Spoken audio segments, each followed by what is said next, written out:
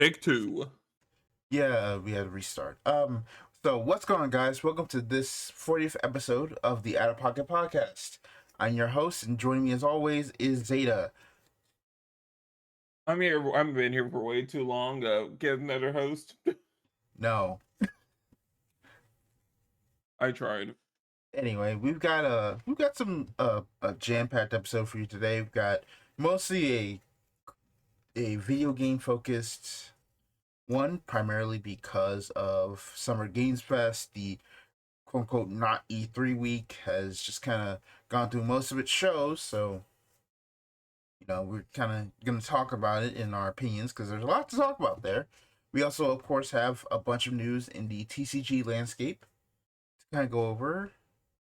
But first, before we get to our break recaps, first we want to address the fact that a very famous content creator, uh, Alex Simo, he passed away last week. He's like one of the biggest like Yu-Gi-Oh content creators. He's an inspiration to a lot of people.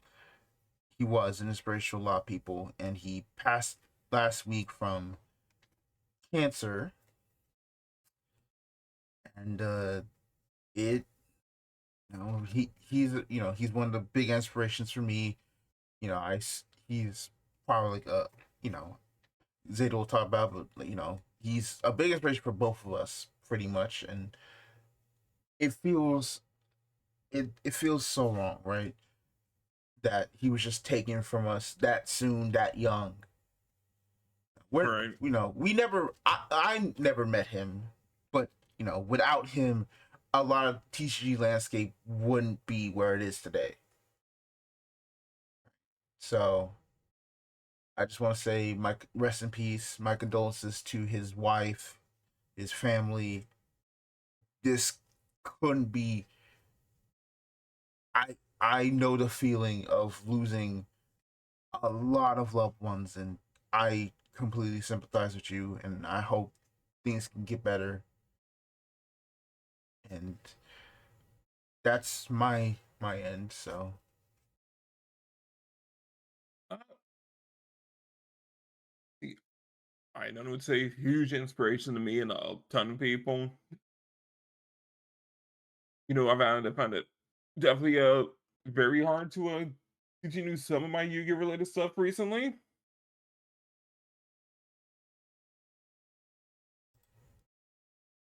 Honestly, trying to break in the card game space. Love his content. I know I disagree with him on like dumb things, but like that doesn't change the fact that like even the beacon in space. My condolences go out to the family and everyone else. Uh, I don't know. Not give this stuff. it's okay, man. It's okay.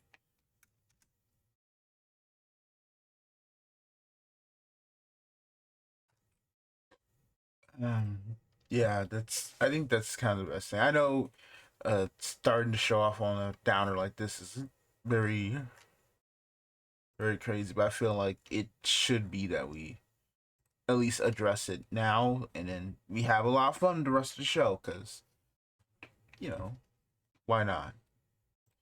Like we love card games, and you know, at least giving our condolences as we keep moving on and doing everything we want to do to just enjoy card games, enjoy everything around it for in honor of him, right? So, all right, now now that we have uh, had this eulogy, Zeta, let us begin our break recaps. So, Uh-huh. Guess you want me to go first? yes, because I need to All post right. these. You know what? Fair. I'll give you some time to post your self promos. Awesome. Uh, I mean, look, it's been typical Zeta recent like break recap stuff. Not too much happening. Uh, Yu-Gi-Oh's been going pretty well. Uh, did make Craft. I burned through so many gems. Dude, RNG was not with me, alright? I think I went from like you saw how much I had in like overfill, right? I think I went down like 3,000 gems by the end of it. But I thought you said you had enough material to just craft it, huh? No, no, I crafted all of Hecka Hands. Craft, I was like raw pool. I didn't have enough material by the end. I had like 3,000 gems left. I think I just got rid of all the branded stuff I pulled in and finish it off because I'm like, okay, let me stop here. Not the branded. Well, one thing I'm gonna do, I'll pull a full place of all the Archfiend stuff on the way there. I'm like, all right, so I have a full Pendulum Archfiend pile, or some miscellaneous branded one-ups. What am I gonna get rid of? Right?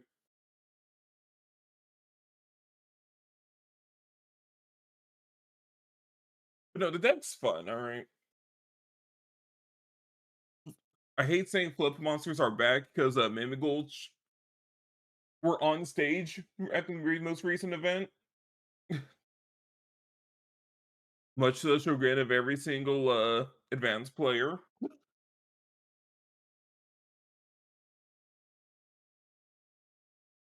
But no, I think Konami's figured it out now, right? It's like, all right, they know how to make a flip deck. Clearly, they just had to be as strong armed into it with a deck build pack archetype.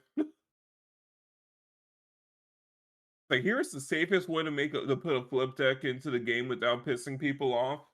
Deck build.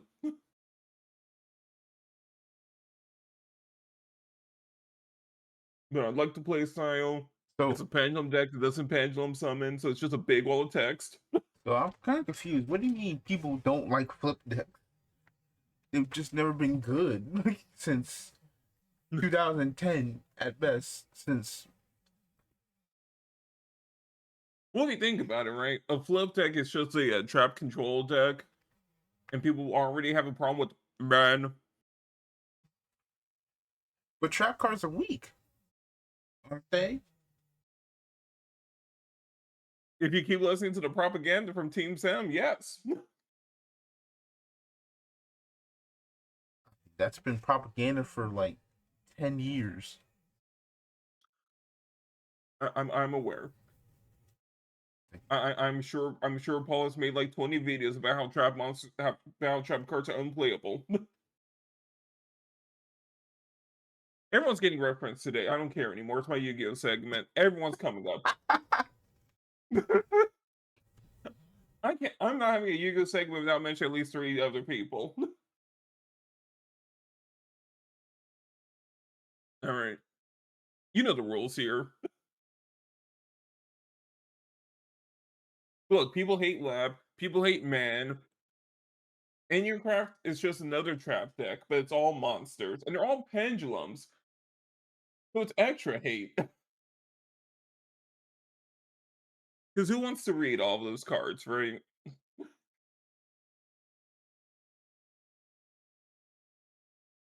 Like, I think that's probably the advantage of the deck, right?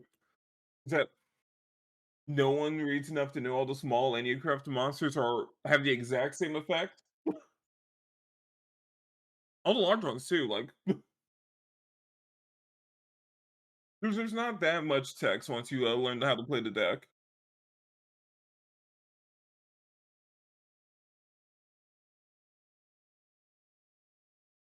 Yeah, it's been pretty good. I'm at least back up to 5,000 gems, so I'm probably gonna hit overfill easily by the next time another deck comes out. So what I'm gonna play next, Clown Crew. Can't play the.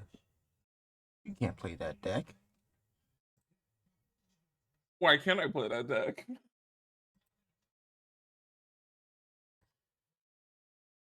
Konami changed the name so I can play the deck. All right, go ahead. Okay. Hey, you're the one that made that joke first. I don't know, it's them or Let's Click.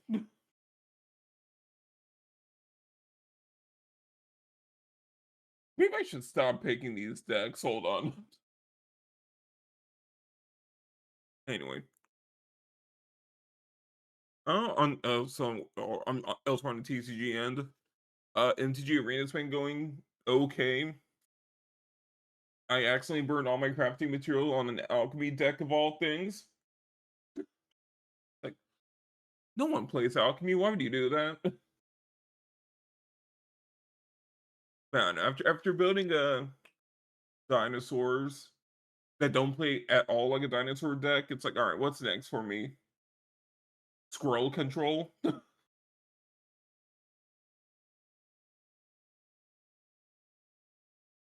So what does deck do? Nothing unless you can play like 20 squirrels in a single turn.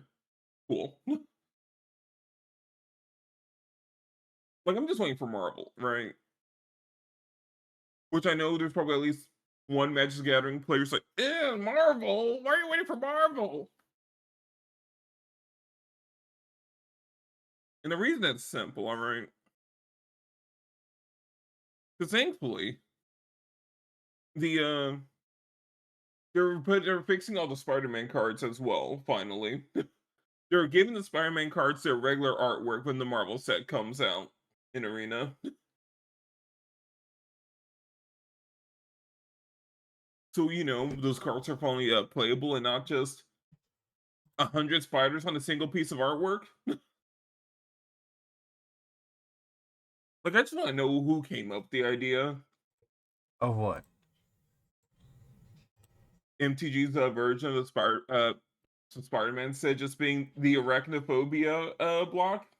Well, we gotta print a bunch of spiders because it's Spider-Man. There had to have been a better way to do it besides just putting a ton of spiders on every card. I mean, the answer was simply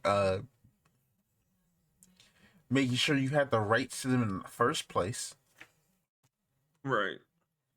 But, I mean, I'm glad it's fixed.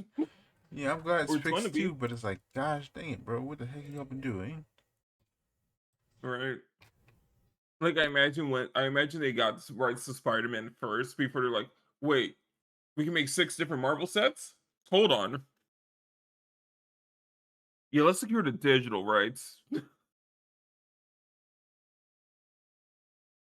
I imagine the Marvel set would have been completely unrecognizable otherwise. Oh yeah, no, If they didn't do without it. a doubt, like that set would be effectively just a bunch of bullshit. Like, I don't know what you could say. Which, by the way, uh, I don't know why people got mad. People really got mad. This is this is why like the universe beyond like brain rot has kind of like made things worse because people really got mad of a card that is perfectly well designed and saying it's terrible and everything wrong with the current state of Magic. I'm like, what are we talking about here? Zechs, all right. Are you choosing cure cancer or turn people into dinosaurs? In the context of the card, I'm turning people into dinosaurs. All right. So what's the problem?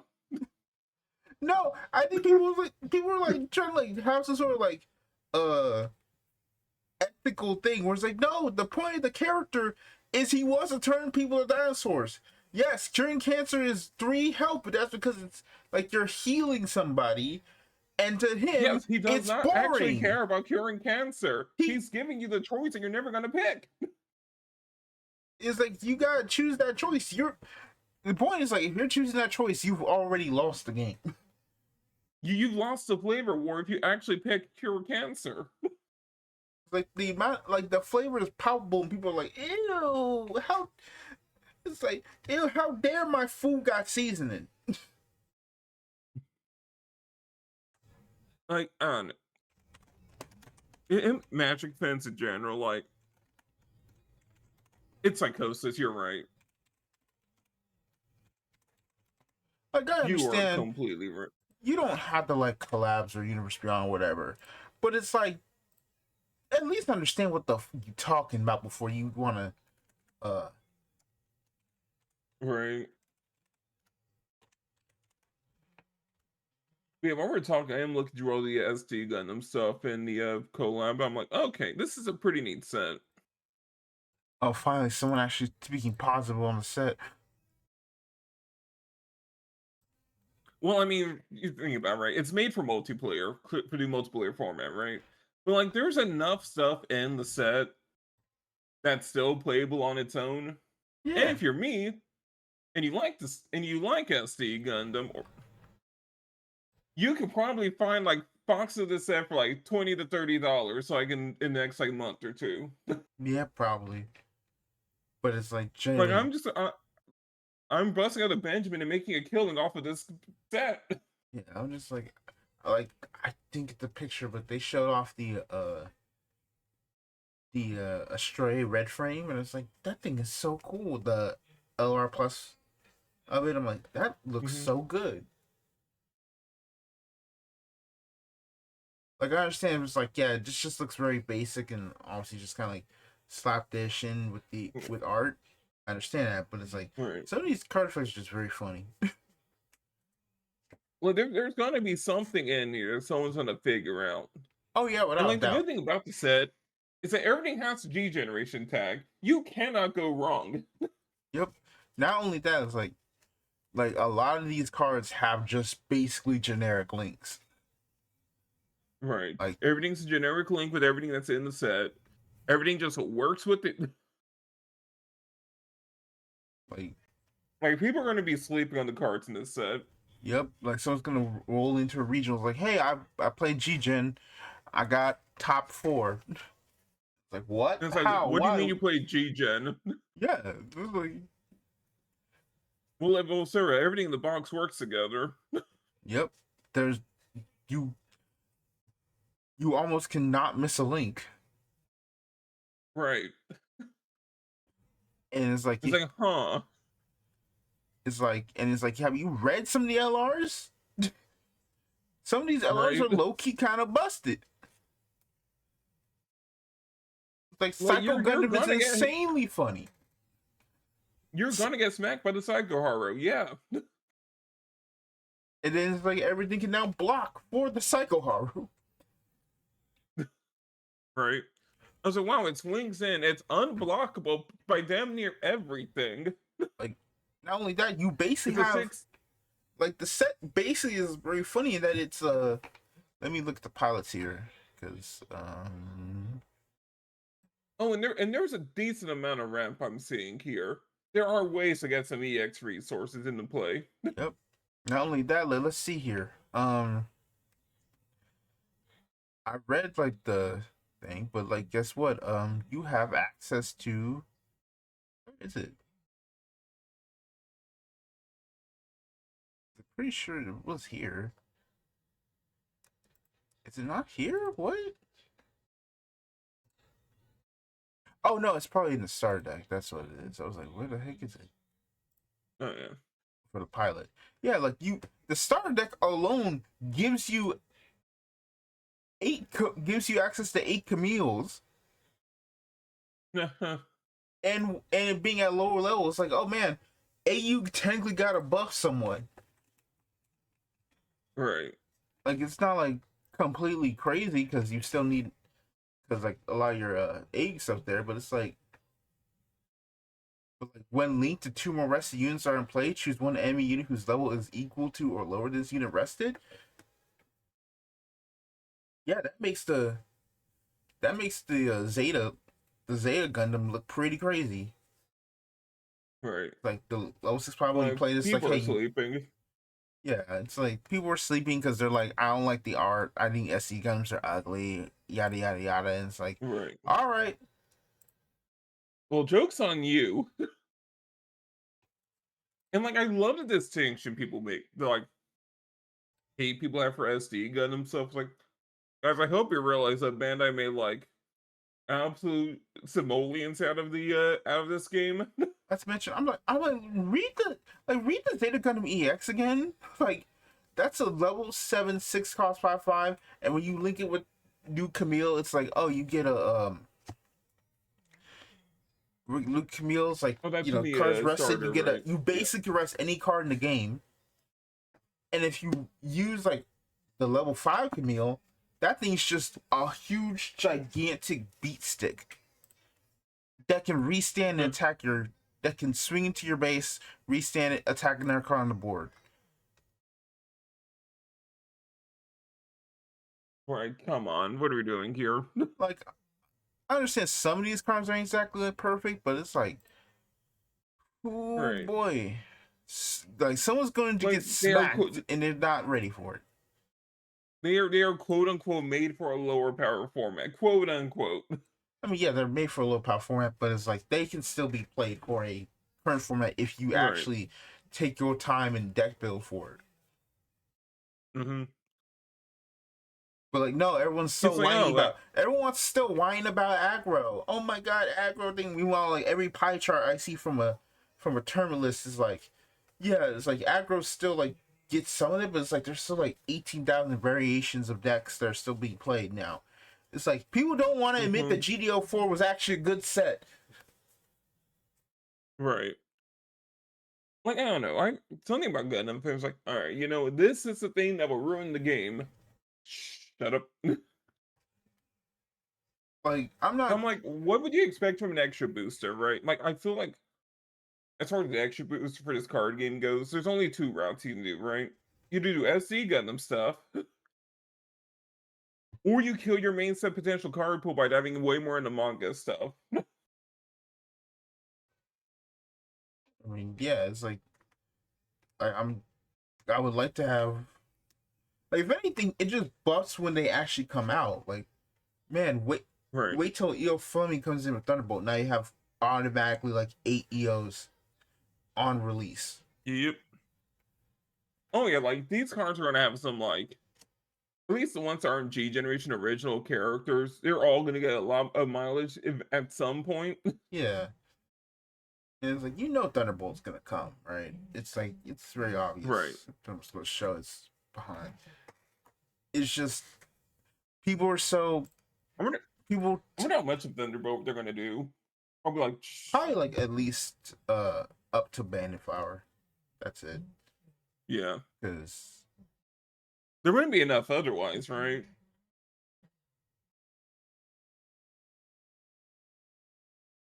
Like you have to cover at least the first two seasons because like we get a lot more Mosu designs in Bandit Flower. yeah.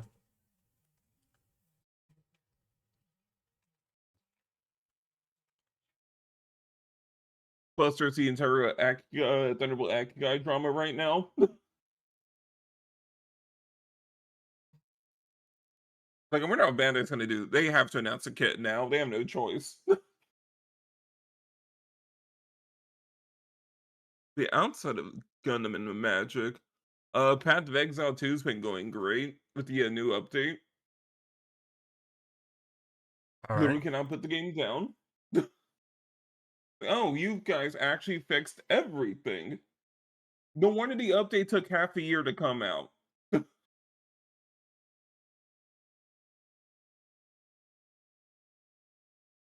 It's like, all right. So you've added quest chains for every single end game activity? Yep. Fix all the issues we had with you? Yep.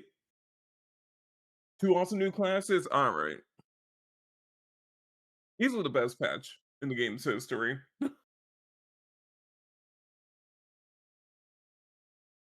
Even if I'm like, all right. I mean, I tried the new martial artist. So I'm like, all right, that was fun. Accidentally bricked the build, trying to fix it. So I was like, all right, whatever. And then I picked up the monkey. Because I don't know what they were doing. It's like, here's a class that specializes in taming a boss.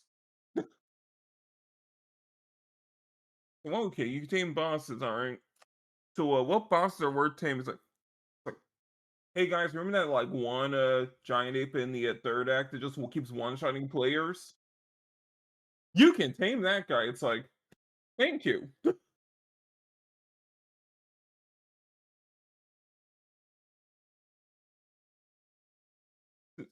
Yeah. So it's adding like a bunch of other monsters alongside. It's like, all right, this is a nice, comfortable build. So right now, just walking with a boss and a bunch of monsters with passive aura effects, and just let them hit the enemy for you. It's chill. May or may not start a third character soon. Maybe. Because I realized I haven't played an actual regular spellcaster in like 380 hours of playing this game.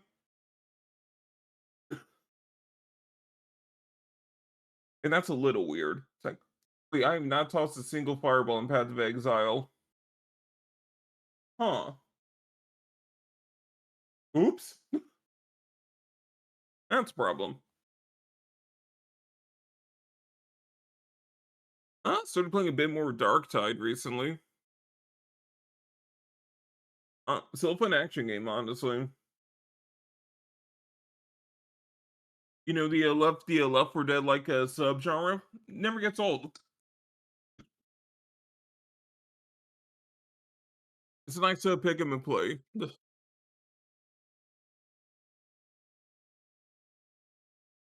All right, that's kind of for like PC games. I mean, gotcha stuff.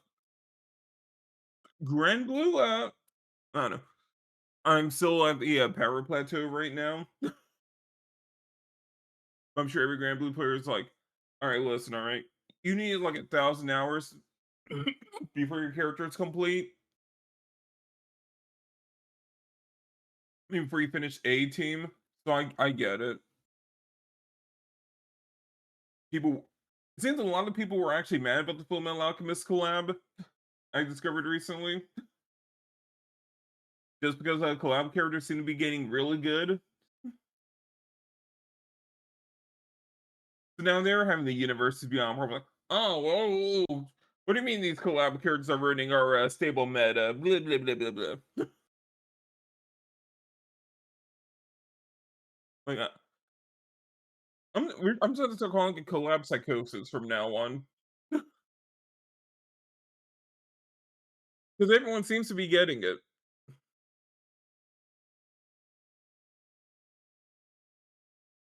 Right.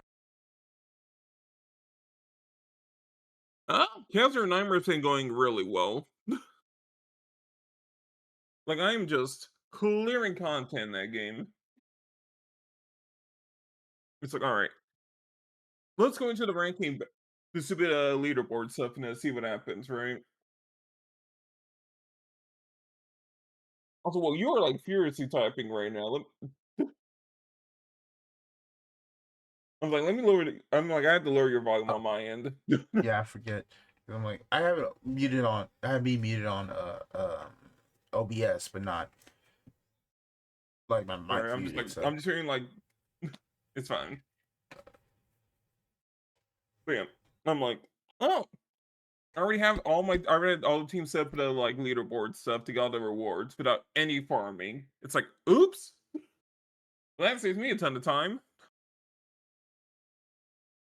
And then I'm like earlier today, I went into the game's equivalent of Deadly Assault from Zenless, and I'm like, all right, that was an easy first shot. Got all the rewards I needed. It's like, ah, man, like it's a weird state right now where it's like I don't have to do any farming for anything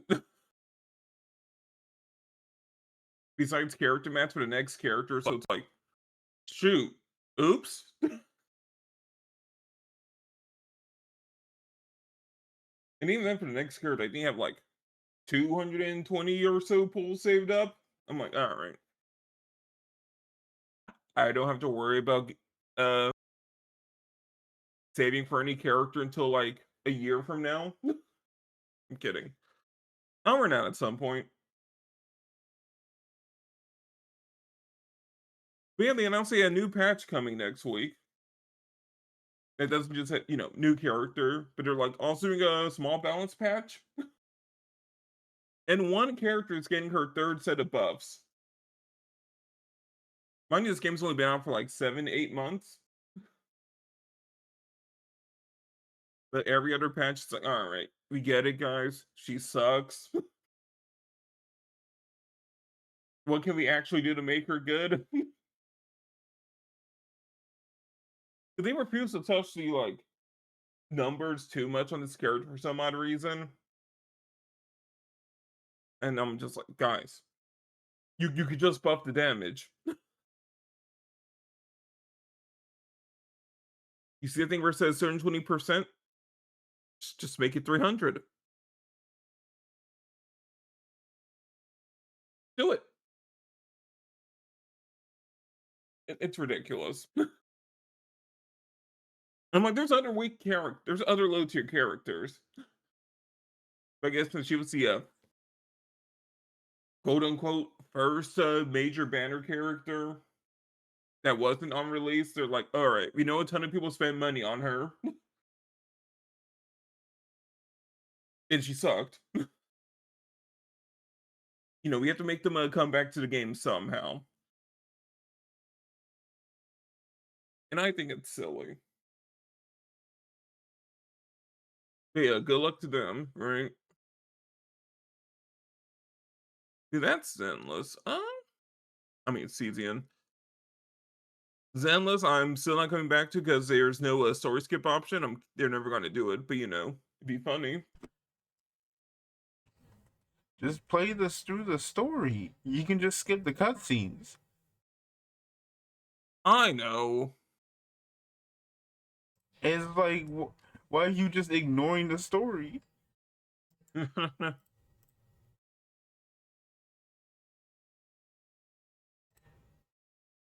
Look, I just hate YP Peninsula, all right? I hate it. I hate the map. I hate the chaos.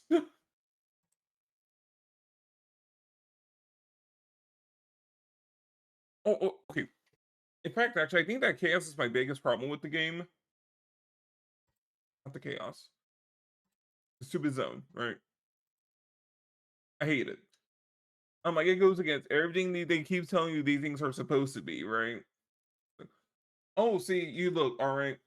This one, because reasons, is completely static and non-shifting at all. Like, why? Yes, we have completely changed our rules on how these areas work entirely for this one area because you people hate dungeon crawling. All right. So we made an area you have to keep going back to and exploring for different side quests.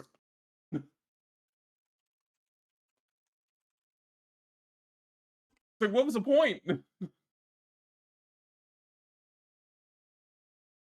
That's my problem.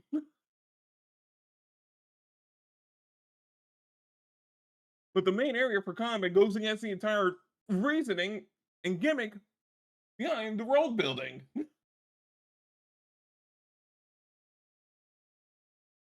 All right. Let me not. I feel like every week I have to go on some rant about Zenless, and I need to stop. Anime stuff, I guess. You know, Need a Girl Overdose. At least it's an anti. At least the anime remains anti-drugs. The anime apparently did have a line somewhere to draw in the sand, and it's "Don't do drugs, kids." That's good. I wish you didn't keep prattling on endlessly about musicians.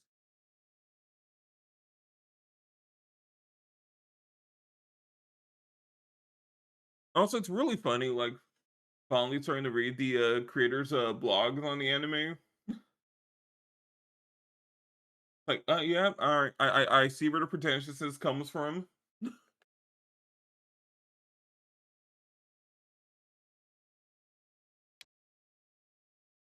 And it also explains why there's a random Kamada Ryuki reference. just thrown into the anime for some reason. No, it's the final arc's been interesting, I'll say. Like, I'll compliment it. All right, it's different.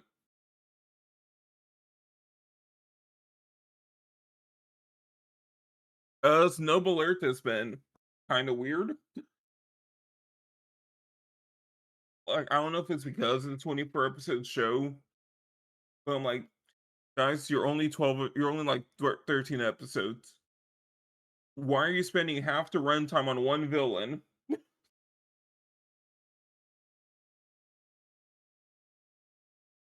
Why are you giving this guy a new flashback every episode? Like, I shouldn't have to know more about this guy than the main character.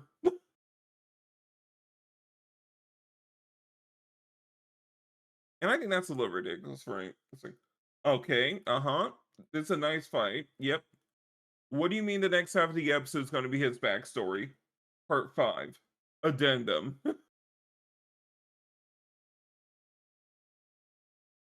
Like, he's not that good of a villain. It's crazy. It's fun. He's a funny villain, but like, I don't know. It's absurd. Mm.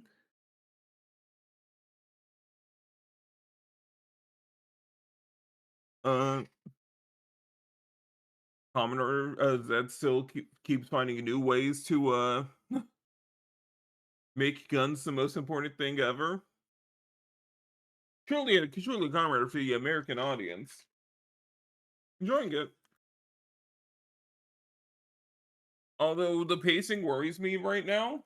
I feel like that's every Commodore show after like the 30 episode mark, right? It's like the second the final form shows up, it's like, all right, you have about 15, 18 episodes left. What do you do from here? Like, how do you keep the show running and the plot engaging for another like so and so episodes? Good luck, right? I'll always have a bit of a pacing problem. Like, we're gonna talk about these things without spoiling, honestly, because like Zechs is always gonna hit me with, whoa, whoa, whoa, whoa, whoa, whoa, whoa. I'm gonna watch that like 2 years from now. Don't spoil too much. I mean, I will watch it. I'm just waiting for it to be finished. Right, right. You gotta binge watch it. I get it. I'm just Dad and I already having a plan to rewatch Build Divide. So I'm like, okay, I'm going. That's going to take my one show for thing to just go through the whole show again, Yeah, which you should do as fair well, enough. because Cause I mean, when it gets to the 5th anniversary date, we gotta have it ready for Build Divide. We gotta have that whole we're divided right. no Build Divide. Right. No, I mean literally, we'll hit the 5-year anniversary of Build Divide this year. You're kidding, right? No,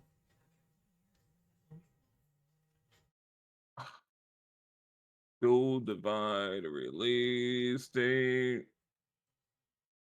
You gotta be kidding. yes, it has been 5 years. It will been God. it will been about like 4 years since Ego is disbanded.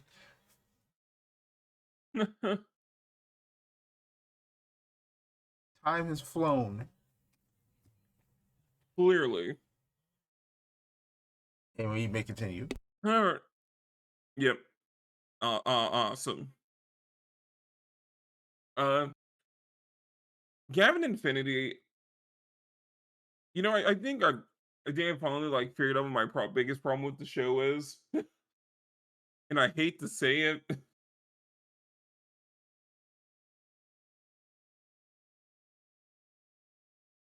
Like the third of Gavin Infinity, like there's a third of it, right? How do I phrase this without getting myself canceled? Ah! All right. So there's a problem with Gavin Infinity, right? The main character, the main plot stuff. That's pretty good. Even though the main plot and like the world hopping stuff, where it's like, hey, here's a new weird high concept of Gavin for the week, right? That's kind of cool. Here's Ant Gavin, here's Ninja Gavin, here's Darth Vader Gavin, here's what if Gavin was a train conductor. Cool concepts, right? There's some weird stuff going on. Awesome.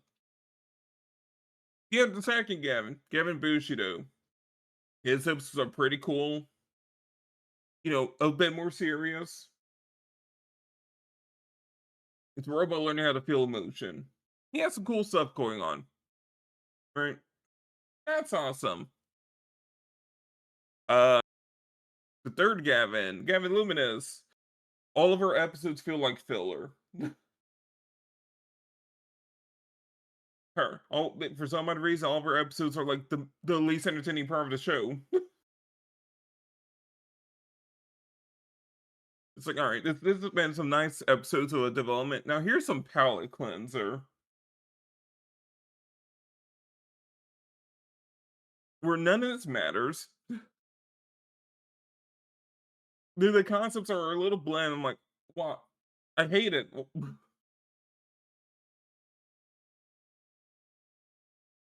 Like the concept of like, all right, we're doing a multiverse show. So every like multiverse, every like, main universe is gonna feel a little different. It's awesome. Why did one of them have to be the boring universe?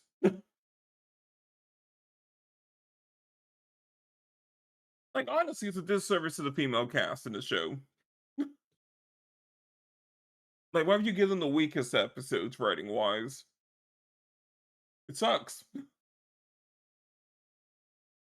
Like the only saving grace is apparently like all of the cast, like all the characters from this show are going to be in the next series anyways. Apparently, they just aren't going to be the main character. So I'm like, okay.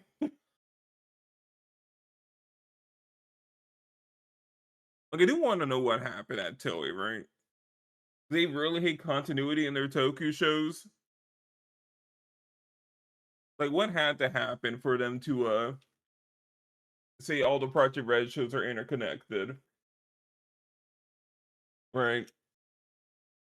And yet Commodore still can't figure out if it's a multiverse or not.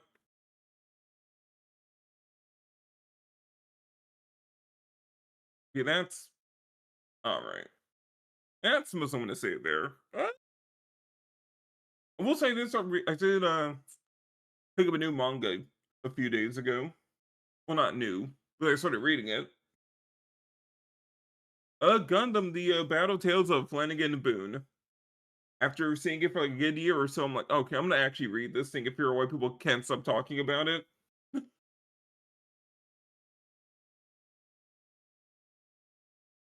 and I have to say it's easily in the top 10 Gundam stories for anything so far. It's like, all right, fine. You're the one-year war side story I'm allowing to be good. Just this once. I would be fine with yet another 1-year war side story. Because at least there's not another secret prototype Gundam that we didn't see before.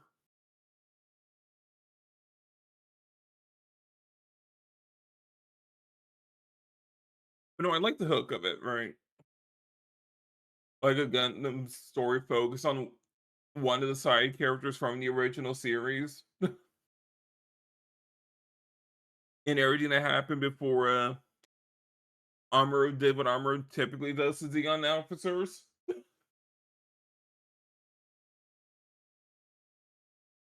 It's a different perspective, right?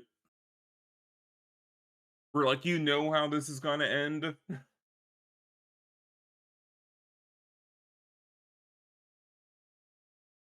But because you know exactly how it's gonna end, it's like, all right, you can enjoy the story a lot more.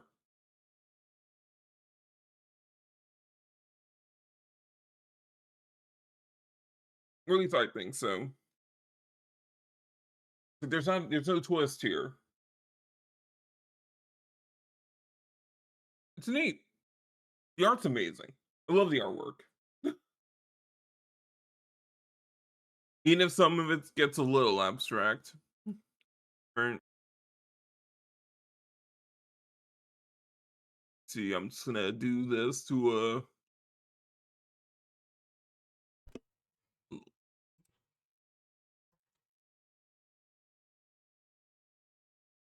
You okay? Yep, no, I'm fine. Okay. What happened? Yeah, no, I'm not. See, I took a dramatic pause to send you something. Okay, what the fuck is that?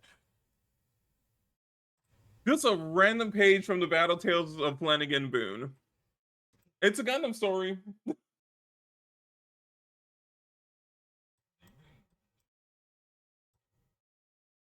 It's a Gundam story where everyone in the cast is slowly going insane.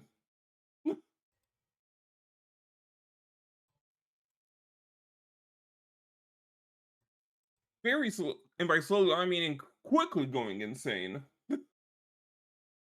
That's supposed to be the Gundam? That's supposed to be a prototype GM. Oh, they really insane. This is what the Gundam looks like. I'm scared.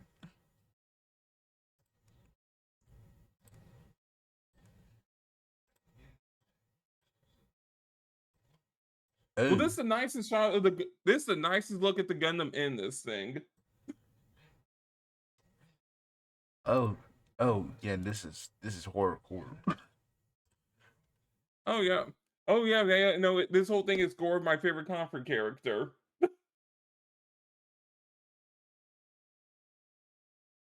But no, it's a story entirely from the perspective of a Xeon, of a dude in Xeon that actually managed to, survive an encounter with the White Devil.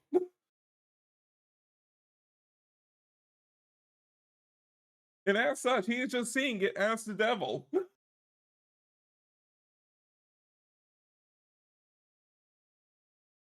Which I think is fitting, alright?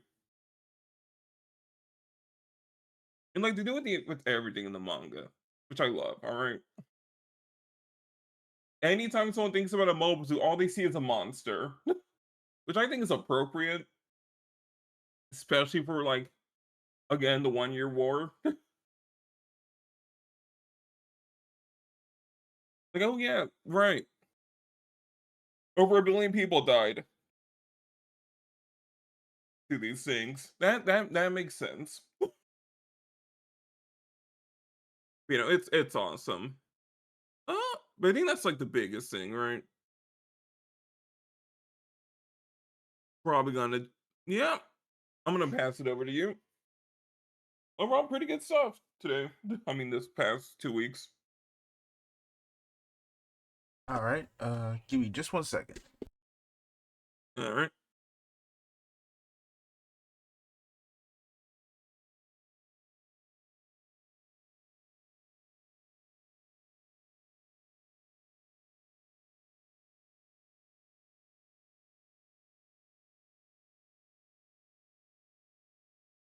For sure.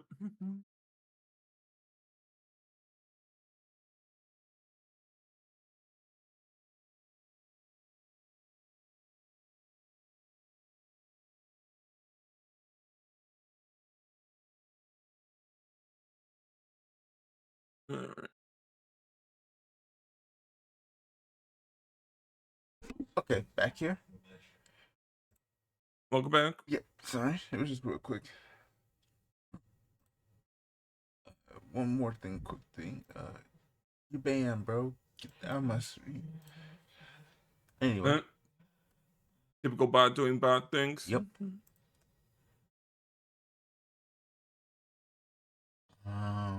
Yep. Okay. Oh my god, I forgot the biggest news they were gonna find funny. Okay. Oh yeah, here's the Snowbreak corner. Oh boy. Well, you know, Snowbreak came back in a pretty neutered state, right? Uh huh. We all know this. Anyone who. Well, I have some unfortunate news. What? The next major update's been delayed indefinitely.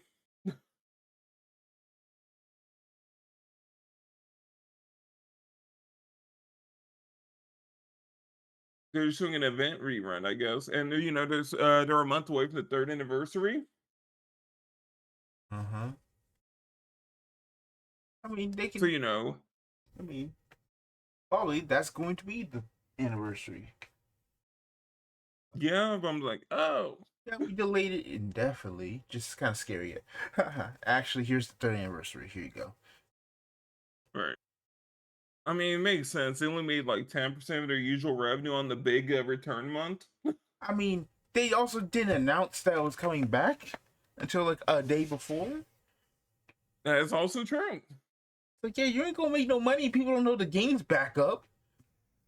Right, but I'm like, there's been zero communication at all still until this update where it's like, update, the next patch is coming whenever. Yeah, that game's cooked. It's over. It's over, It's guys. never been more cooked. You better start. We better start trying to like save then all that stuff now. Don't even bother, cause Right, like save everything, a cold turkey, I don't know, install Brown Dust 2 or whatever. yeah, man. Don't actually install Brown Dust 2. That's my PSA. Like, remember, folks, all right? Games like this, you don't have to give them any money.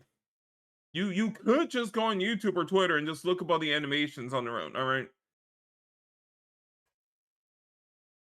No one says you have to play the game. That's. I remember the last thing I looked up for not for Celebrate. I don't know. It was like if you really want some goon stuff, it's like dog. Brown S 2 is just even is crazier. I remember that whole thing. They're like, yeah, we're giving Right. away this free skin, which is like some innkeeper chick, and it's like and it's like I I'm just like, you want to do this Snowbreak fake stuff and it's like this 3D stuff, but then meanwhile, Brown Dust 2 is basically like having tentacle porn. Right. It's like, come on, guys. Like, Like Brown Dust 2 gets away with anything it wants, all right? if I wanted to be a super gooner, I would go play Brown Dust 2. Right. It's like you came and post the actual cards on Discord for the Brown Dust 2 Weiss set. Apparently. What? It immediately gets flagged.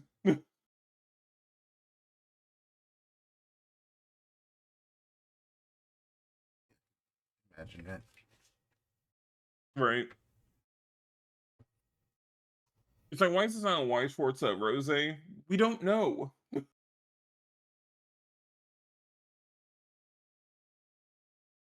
mean, no. But yeah.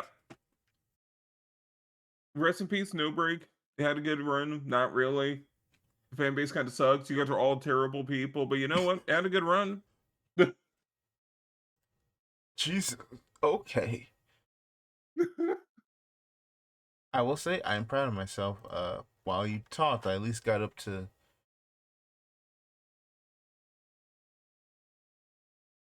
12 cards left of the set to post, so I'm happy.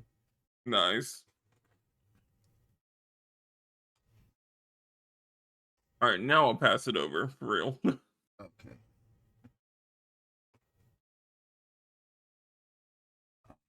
So,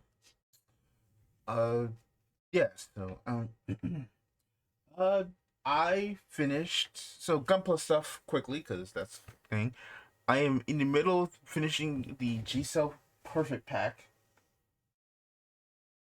HD I got, and I completed the whole Dual Gundam Assault Shroud, which I think that's probably my favorite builds for a Gundam kit. Hmm. Just straight up, I'm like, oh You know, my goodness. I've honestly forgotten what the regular Dual Gundam looks like compared to the Assault Shroud.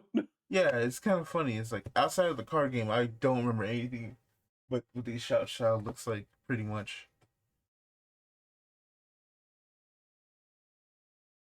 It's, uh, it's weird how that works out. Like I've never seen an upgrade so perfectly replace the original. I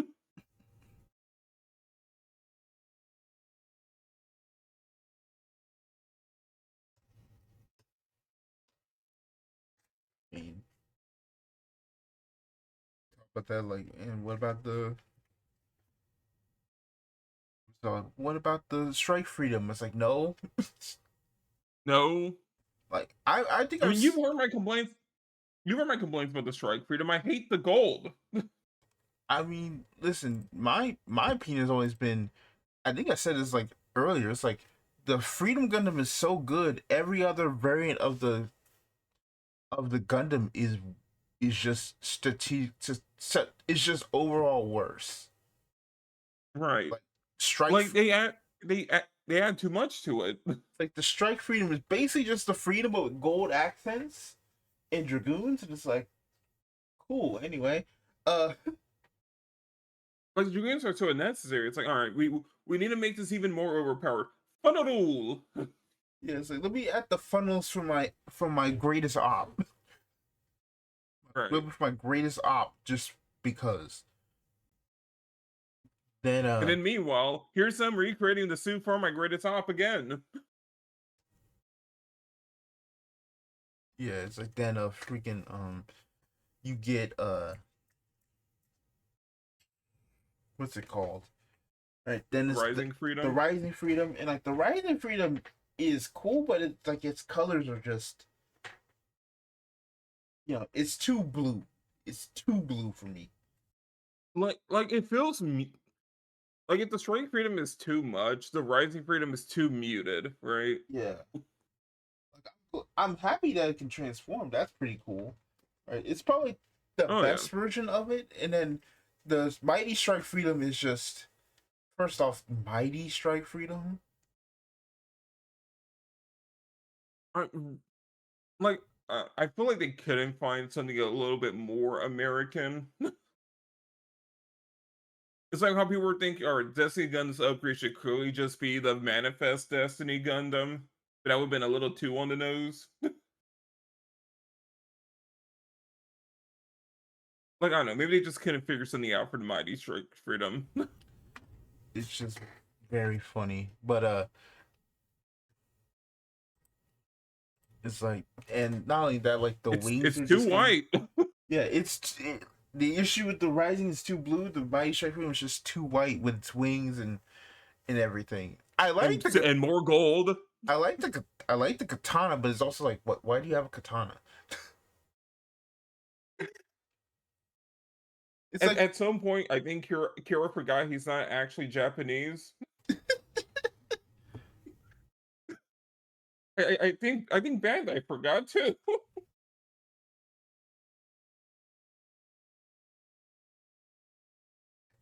They're calling the worst case of a Latin erasure in Gundam history.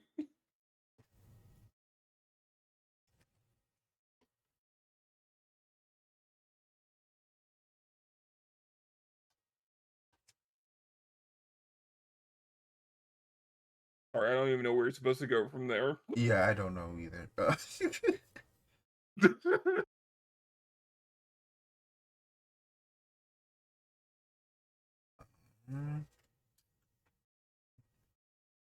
so But the freedom is just right.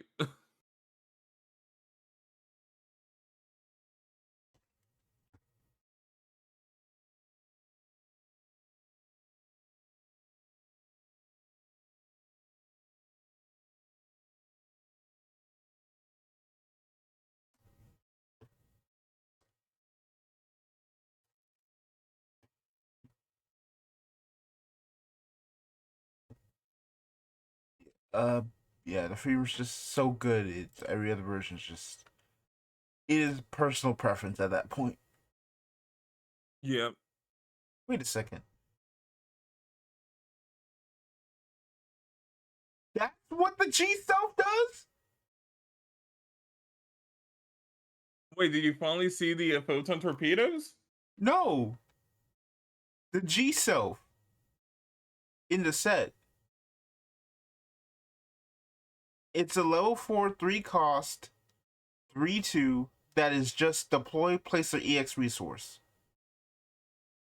Oh yeah, yeah. Yeah, this is going in green decks. That's It's literally just free, generic, no condition ramp. like I can feel like yeah, you could play this and bird mode together and something. It's like yeah, here you go, ramp away. Uh-huh. That's kind of funny. Uh, but, yeah. After that, speaking of Strike Freedom, that's the next kit I'm gonna build the either full burst and just do it because I'm like yeah, I need to kill this backlog just sitting here. Not I'm fair. gonna kill some more HGs instead, depending how I feel. But it'll be the next MGI Master Grade I truly do. Mm. You know, they at some point they have to make the master grade G self, right? Yeah, at some point. But apparently the the stuff to create the master grades is like affected by the whole Iran thing. So We made the master grade inner frames out of a very specific type of oil that we can only get from the Strait of Hormuz. Okay, Bandai. Whatever you say.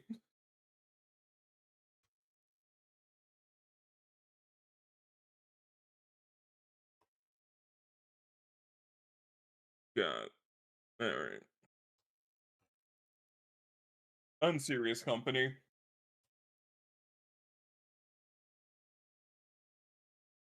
I mean, to be fair, how the heck were they supposed to see that bullshit coming?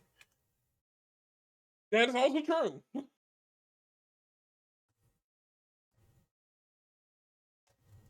Yeah.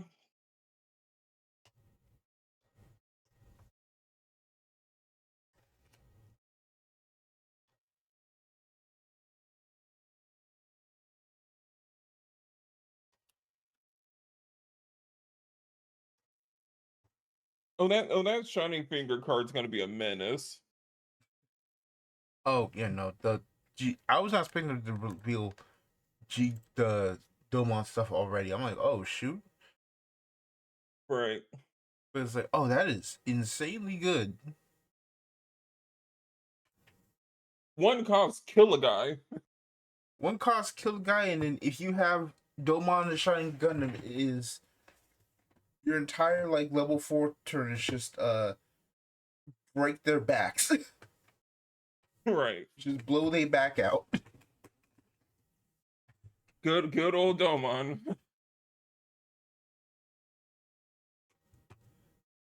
I mean, I can't wait for the 20 YouTube videos about how GDO 5 killed the game during record sales. Oh, you have to be kidding me. Hmm? What happened? Oh, apparently, like this 16 minutes ago, G Generation Eternal hit #1 in a certain region that we don't know of. So here's another 10 pull. Oh, I was about to say 60 minutes ago. What was happening 60 minutes ago? Oh my god, did they just announce? I thought they just announced no pretend to surface. God, I could you was like, imagine? wait, what? All right. All right. This is only my third 10 pull. Can I please get the Strike Noir?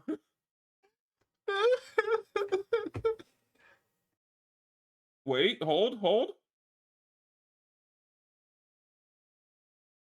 Something. Oh, another Archangel dupe. All right, this sucks. Game dead. Game trash. All right, I'm sad. Continue.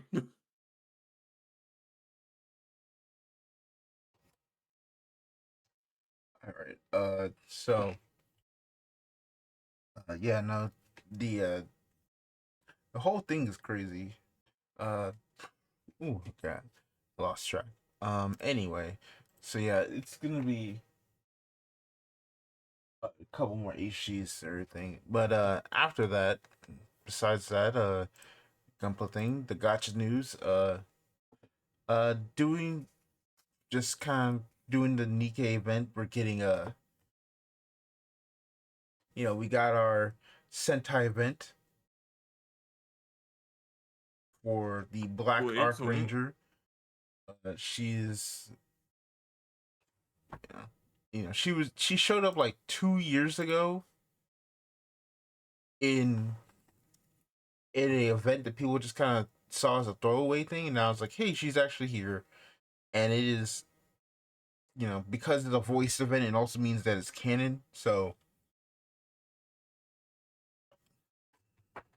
Oh wow. so that means, yeah, we're having a whole thing where she is, trying wants to actually be a hero instead of playing one on TV.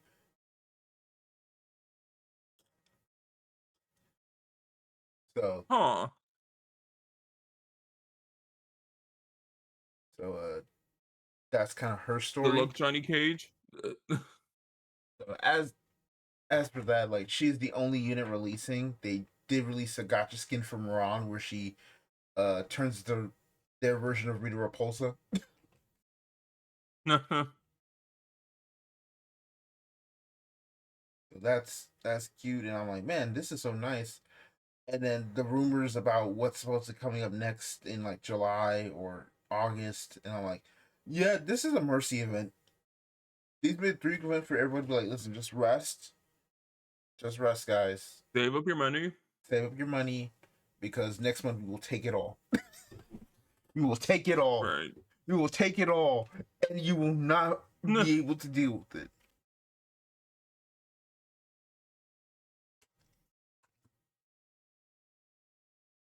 Or don't save and just give us your money. That too.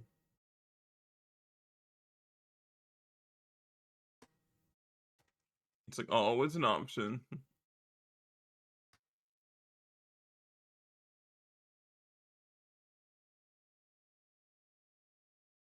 So after that, I've been catching up on Wuthering Waves.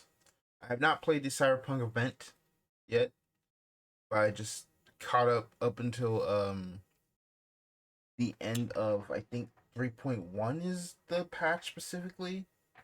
It's the one with the Luke and Amos, and expecting that ending of that event. Huh? Like, I was like, oh, that is crazy, and I want to kind of talk about it. Where's the spoiler thing? Spoiler warning. The properties. Ooh, 3.1. 3.1. Spoilers. Yes, I want to talk about it with you because you haven't done it, but it generally is like, oh, that's kind of crazy. I was like, oh, I was not expecting that. That actually got me. Huh? All right, so yeah, here's Woo 3.1 spoilers. So around 1 minute 30 seconds. All right, so like you've seen Amos before, have you? Uh, I don't think so. Oh, okay, well, uh, you want me to? I'm pulling up a list of characters right now. Yeah, so they did Luke and then Amos in that patch.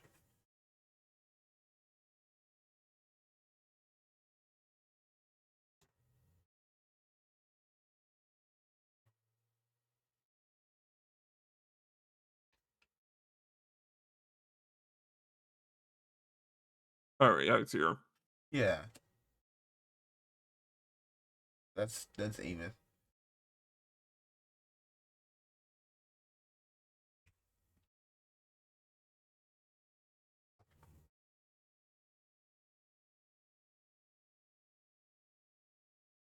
And I was like, okay, where's so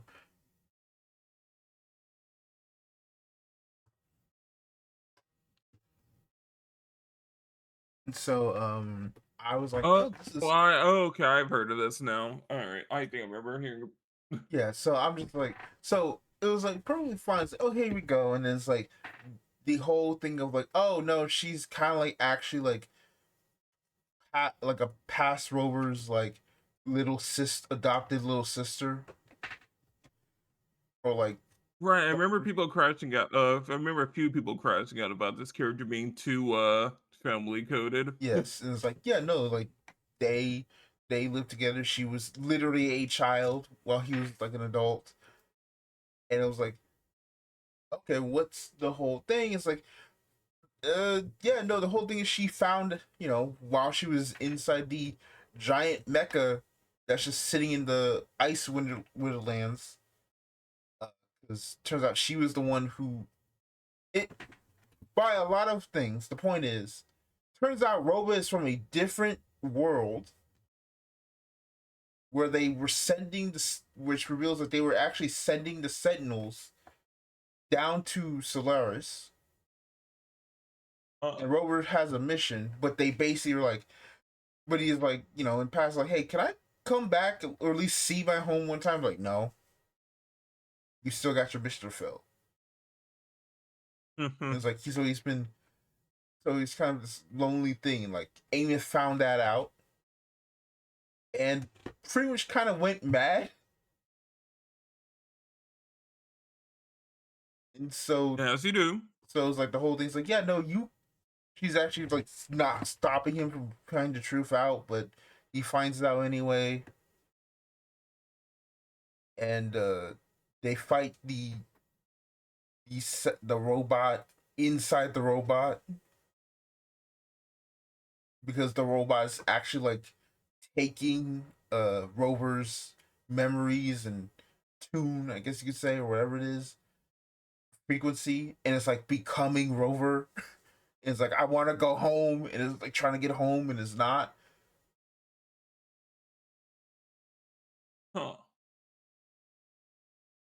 So the whole thing is, she then gets her body, technically gets like ability to come back alive and whatnot.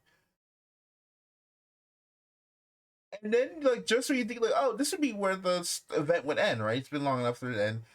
It could, you keep going, but you become like, you actually then like wake up. You have a nice nap. Then you wake up in the body of the robot you defeated, and you're in like Amos' mind palace.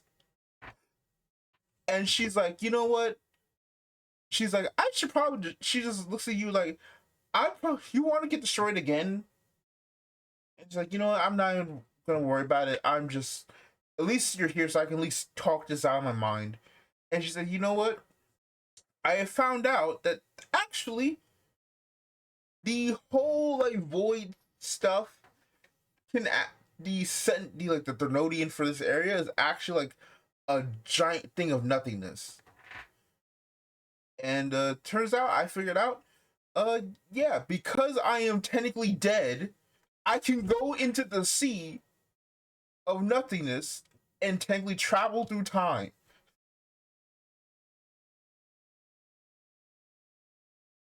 On Honkai Impact? So she's like, you know what? Then to make sure everything's fine, I'm gonna go back in time to 10 years ago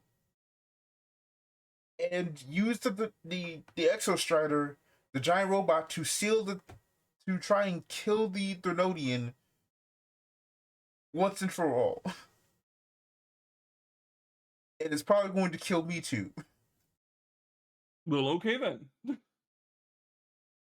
So it's like you can't stop her. You're stuck in a robot that is broken. You can't actually stop her. Mm, You try right. to.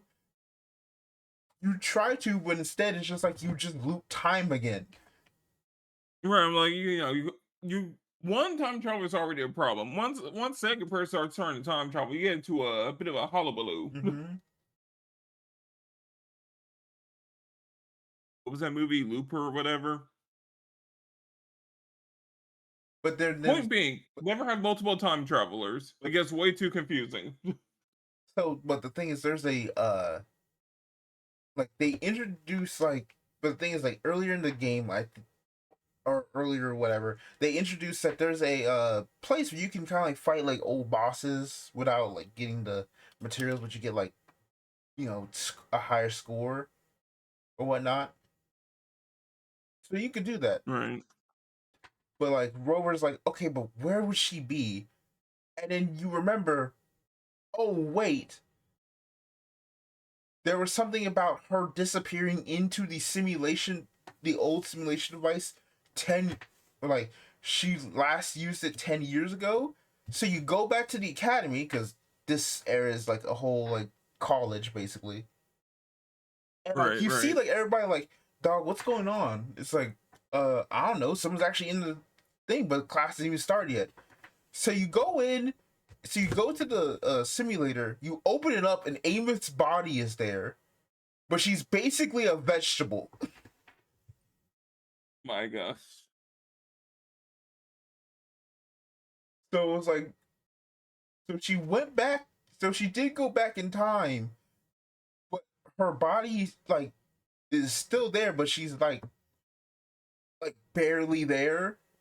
Like Luke basically announces Uh-huh. like, yeah, whatever she's doing has not actually happened yet, but there's still like a thread of like her still connected to this place. So it's like, yeah, the body's here, but like she isn't. So she basically just Okay, but like if you, okay, but wait a minute, right? uh-huh. If you went back 10 years and she was in the pod, wouldn't she have been like found out at some point during the like 10-year duration of her being in the simulator? No. She disappeared in the simulator, but she came back because the old so there's the thing of this medallion that he had as a kid, but it got lost when she got rescued from drowning. Uh-huh. When the whole thing happens, you go into the void, like the nothingness pool, and you like try and get Ameth back, but instead you see like the kid version of Ameth, and you try to grab her, but you can only get her medallion, and then you go back to the present day. Got it. So the medallion is how she's able to like connect back into the present time. She just materialized in the present time because the medallion was like a buoy of her. Oh, yeah, right. So now it's like, oh well, now we gotta find a way to defeat the Thermodian and save Ameth now, because like you don't, because like, and the thing is like you don't know how much time you really have to do so, like because at any point that thread could be cut at any moment.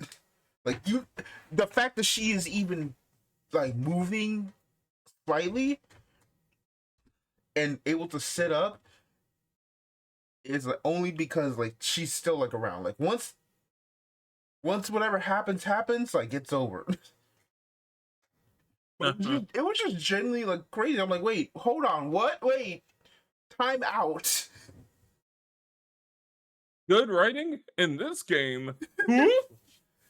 Yeah, it was just genuinely interesting. I'm like, oh shoot, okay, you hitting your stride. Okay, you really did hit your stride. All right, now keep doing this or else.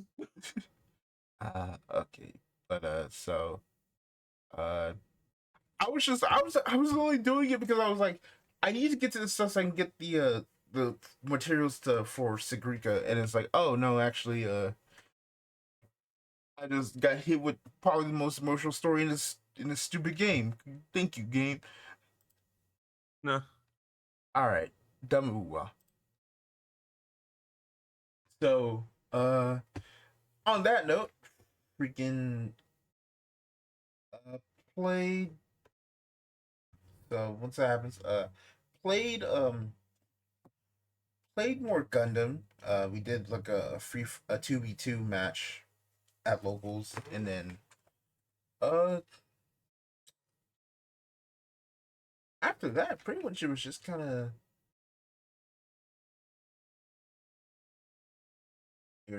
like this. I was gonna go play Digimon, but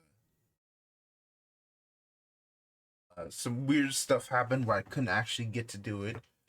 So Dang. yep. And then the only thing left is did some more car stuff. And yeah, that's pretty much it. I'm just kind of like just chilling this week. Uh, Nice, nice. so with that, I think we are pretty much just done. We can get into the card game news before Alrighty. we do the gaming news. So alright. So let us go into news. First up, Bandai announces a new TCG project scheduled for June 18th around 4 p.m. CEST. Um, or 7 a.m. PDT. And I think a lot of people have kind of given it away what it is. Yeah. I mean, there were only two options, right? Realistically. Yep, it was either like you do the Bow Spirits uh Oh new no, that was a version. third option. Oh. But what are the two options? Naruto and Kamen Rider. Yeah, that makes sense.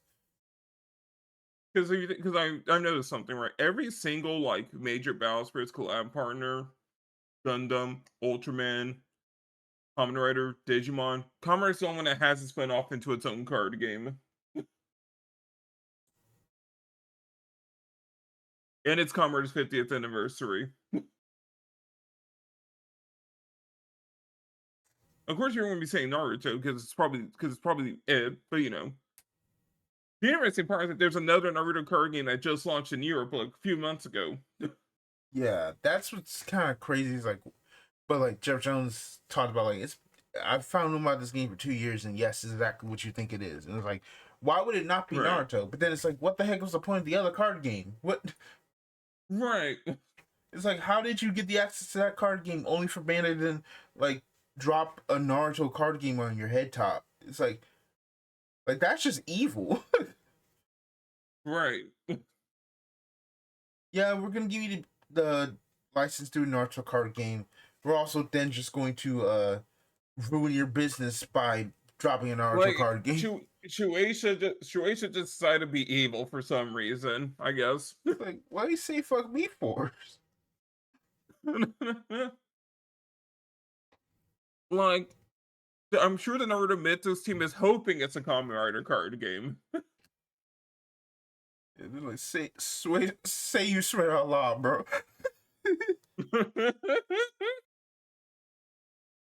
Like, all right, guys, I guess we're wrapping up shop after like 3 sets. See ya. Say wallahi, bro. Say wallahi.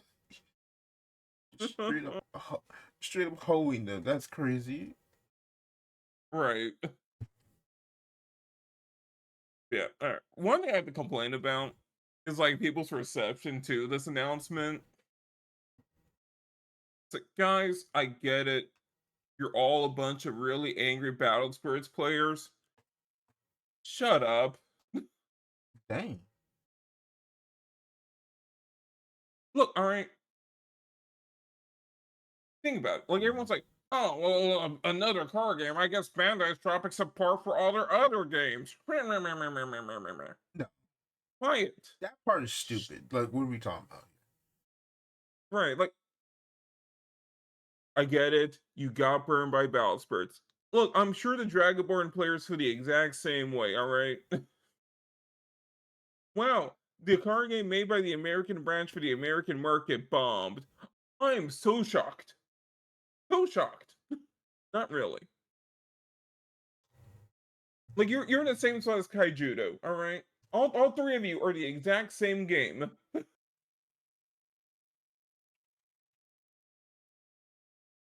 All you bombed, all you crashed and burned. Deal with it. You were all doomed from the jump. And outside of Battle Spirits, they've been supporting all their other card games, all right, for the long term. Like Dragon Ball, like what? Dragon Ball Super's been around for 9 years now.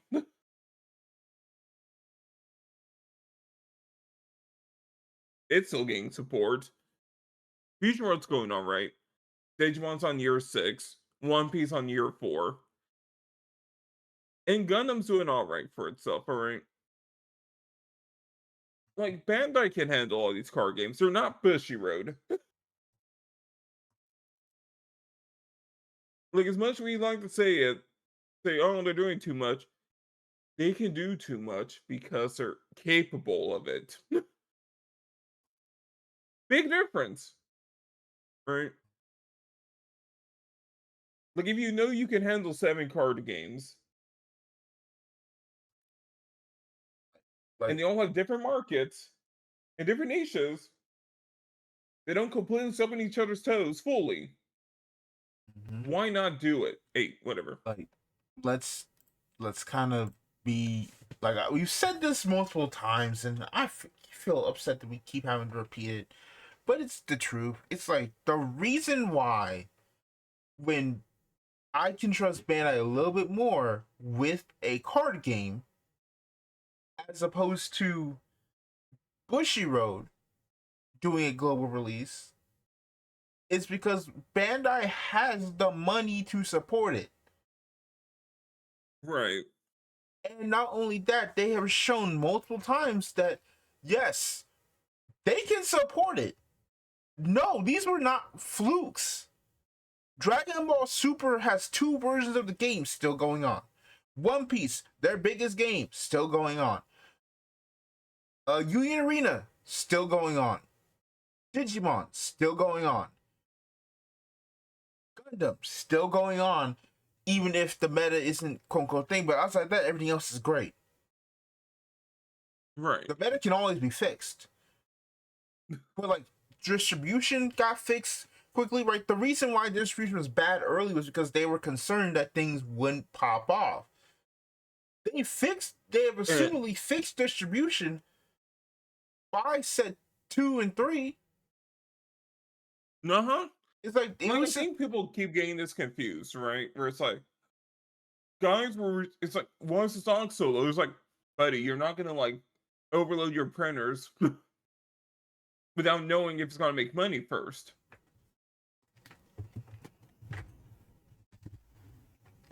Like, you have to make sure the idea is tested and proven before you throw out hope, before you flood the market. not to mention, here's the thing. Uh, Here's the big thing. Bandai will announce what's in. Here's another thing. Bandai can just handle things a lot better, right? Right. Here's the thing, right? If there's they are much more communicative, and they understand the global market a lot better and have multiple offices there. Like, you want to know why? I don't think. Here's my honest thing.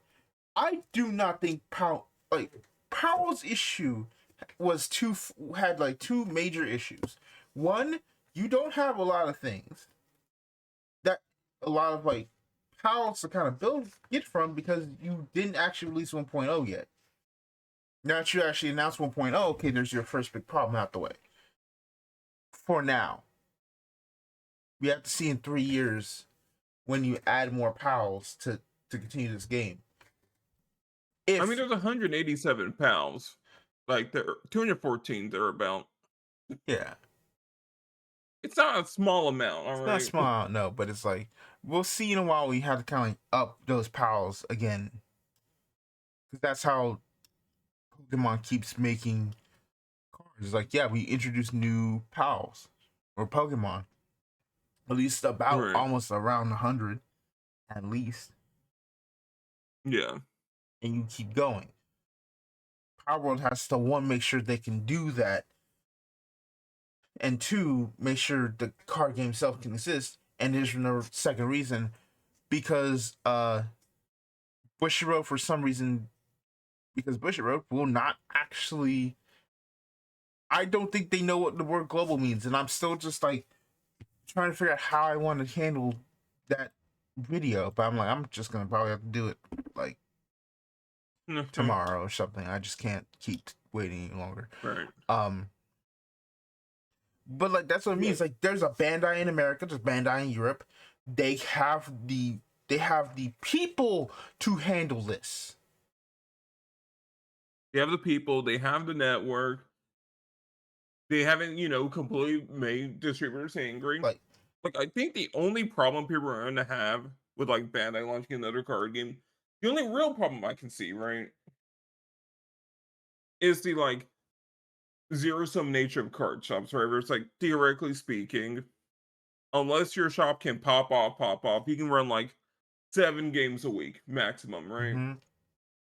It's just another like card game and they already can like hardened Right. market. The only thing you have to be worried about if you're playing like something, I don't know, Grand Archive or something, it's like, sorry, another Bandai card game came out, it's popping off, we gotta like cut you guys off, right?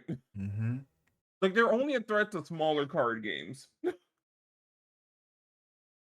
maybe don't have the highest player count. That's the only problem I see. It's a smaller card game getting eaten up in the Yeah. crossfire. It's just it's like that's why I'm just like that's why like when Kanani said, yeah, no, we're basically the number one card game in that aspect. It's like, oh, so Bandai just took that as an actual like as a whole like Right. thing. Cause I'm like, yeah, no, like that's just the funny part. Is like, yeah, no, we're basing number one that's like, all right, so they're gonna outmaneuver you in everything. They're just like, all right, bet. Like this is Right. an arms race. I think what got me like so heated up around this announcement isn't gonna sound petty. It is petty. Was seeing MBT's stupid post about like, oh, is this just a Bandai formula? They just release a new game and then drop all the other stuff. It's like, No, that was generally stupid. I don't know what the hell Joseph was talking about. buddy. Like, listen, You barely play Magic. Your only game is Yu-Gi-Oh! And Electros of all things. Shut up. You have no clue what you're talking about. yeah, it's Like, I'm not gonna take anything from an Electros player on the health of a card game.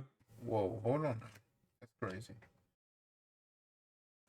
That's the thing to say, but it is very much a, you know,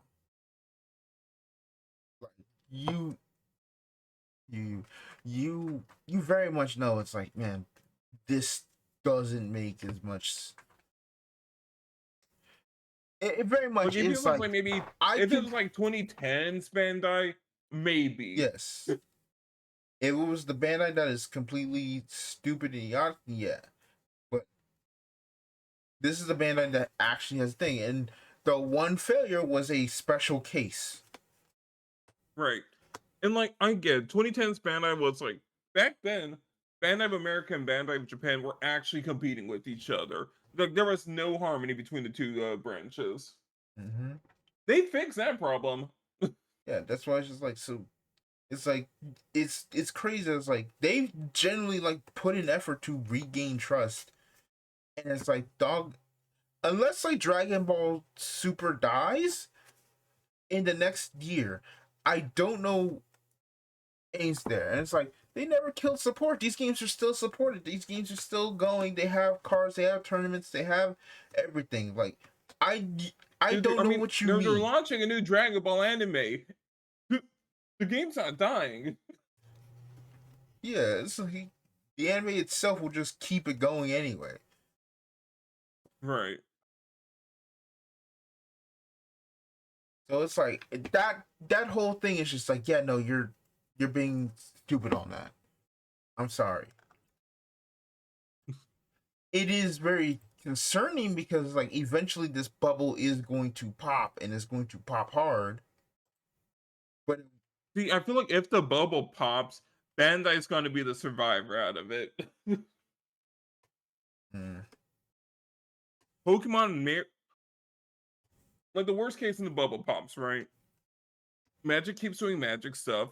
One, like I feel like the big three are going to be no, the fine. big three are gonna be completely fine. Maybe Pokemon finally succumbs. It's every game like under it. They'll have an Right. issue. Like it's gonna be the big three, then Bandai, and then there's probably just gonna be like an extinction event for everything else. Which is wild. I'm so terrible. Okay, let's move on. Yep. And I'm not worried about it. I welcome the extinction event. It'll be interesting to witness. All right, moving on. Details. Speaking of Pokemon, get ready for Pokemon TCG 30th celebration. Let me move my mic over. So the Pokemon trading card game is turning 30 years old, and we're celebrating the occasion with expansion releasing simultaneously worldwide on September 16th, 2026. Pokemon TCG 30th celebration. This expansion will be the first to have a simultaneous global release, allowing fans across the world to enjoy collecting new cards at the same time. As you open these booster packs and bolster your collection, you'll notice that every card is foil, including basic energy. Look out for the debut of a snazzy new rarity and the return of classic cards too. Oh, these are ugly. I'm sorry. I didn't even get to finish. Let me. The Pokemon TCG celebrates 30 years of rich history, and the game is still pushing towards the future with brand new artwork and experiences. In the 30th celebration expansion, futuristic rare cards featuring evocative new visuals will debut as the latest addition to the Pokemon TCG. These initial cards feature Mewtwo and Mew, illustrated by none other than famed Japanese artist Yoshiroten. So we've got the Mew EX, which has Memory Helix and Teleportation Burst. And we've got Mewtwo EX, which has Photon Bullets and Psychic Powers.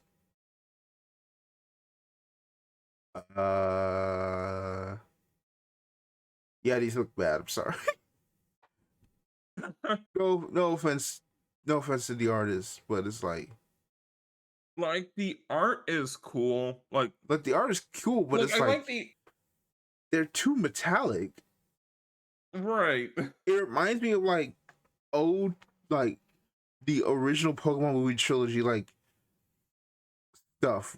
Remember in the unknowns creating all that stuff and the CGI. Right. Like it yeah, it looks like 90s CGI. That's the problem here. Like So it's hand drawn. I'm assuming. Like, oh, it's so well hand drawn. It looks like bad CG.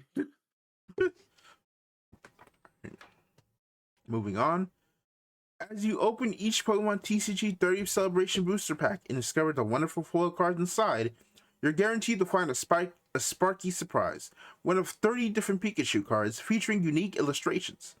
Today, we're unveiling 3 adorable Pikachu illustrated by Okatsuki Yu Nishida and Asuko Nishida. This trio is already so adorable. What others will you find? Why are there 3 Pikachu? I don't like that all these Pikachus have different moves. Yeah, it's like, what are we doing? Why do we have all Pikachu Oh no, moves? no. Like, can you imagine writing up the sheet for an event? And you just put Pikachu down and it's like, Which one? hold on. It's Right. well, they're actually from this set. Which Because one? it has to set number. It's a set And then it number. also has to 25. It also has to blank out at 30 on it. You had to write down both of them? Yeah, it's like, oh my god. Now, obviously, I don't know what Pikachu deck you're running, what deck you're running that would play Pikachu, any of these, unless like your Raichu was insane. But we've gotten to the point with the AX. If there's a Pikachu with an ability attached to it, that's the Pikachu. Yeah. Pokemon TCG 30 Celebration will feature Pokemon from different regions from all kinds of collectors. Look forward to a variety of fan favorites Pokemon from Espeon and Umbreon going about their days to Lapras, Drifloon, Zorora, and Lycanroc, all appearing as delightful illustration rares, and Greninja and Sylveon stunning as brand new Pokemon EX. They're playing more Pokemon where those came from, so stay tuned for more. So we have Sylveon with Colorful Harmony. This attack does 50 damage for each type of basic energy attached to all of your Pokemon. And then Greninja with Stealthy Slash does 30 damage to one of your opponent's Pokemon for each damage counter on that Pokemon. And then Aqua Edge, which is 160. And then, if you've been a fan of the Pokemon TCG for a while, keep an eye out for classic Pokemon receiving top-notch treatment to commemorate their place in the game's rich history, like Charizard from base set and Pikachu and Zekrom GX from Sun and Moon Team Up. These reprinted cards won't be legal to play in the standard format, but you can still use them in formats that allow the original prints of these cards. Can't wait for a new expansion? Check out the trailer again as you wait for its anticipated debut. So yeah, they're reprinting Charizard and Pikachu as Zekrom for expanded. They're making. Never want to see base and Charizard again. Hey, look, they're reprinting cards for expanded in a set that can be used in standard. Taking a page right out of the Wizards playbook. You know. Like, I don't mind Pikachu and Zekrom. I'm like, whatever. The Charizard of Foul Omen is what's getting me here. The one that's the canon event Charizard. Right. Like, you could chose any of the 100 Charizards that have been printed over the history of this game. They chose specifically. It had to be this one. Specifically the Charizard. Right. Oh, anyway, I think the set's gonna be cool, but I don't know if it's gonna be some sort of meta set. Oh, it's definitely more of a collector set. Yeah. I mean, you got 30 Pikachu, of course. None of those cards are gonna be playable. Right. All right, moving on. Shadowverse Rules Beyond is having a special edition of the Shadowverse Shadow on June 16th. And there'll be a co-streaming broadcast. And they've given an art of Dryson and Ariza. I'm blanking on her name. Sorry. No, not the Super Sentai finale send off.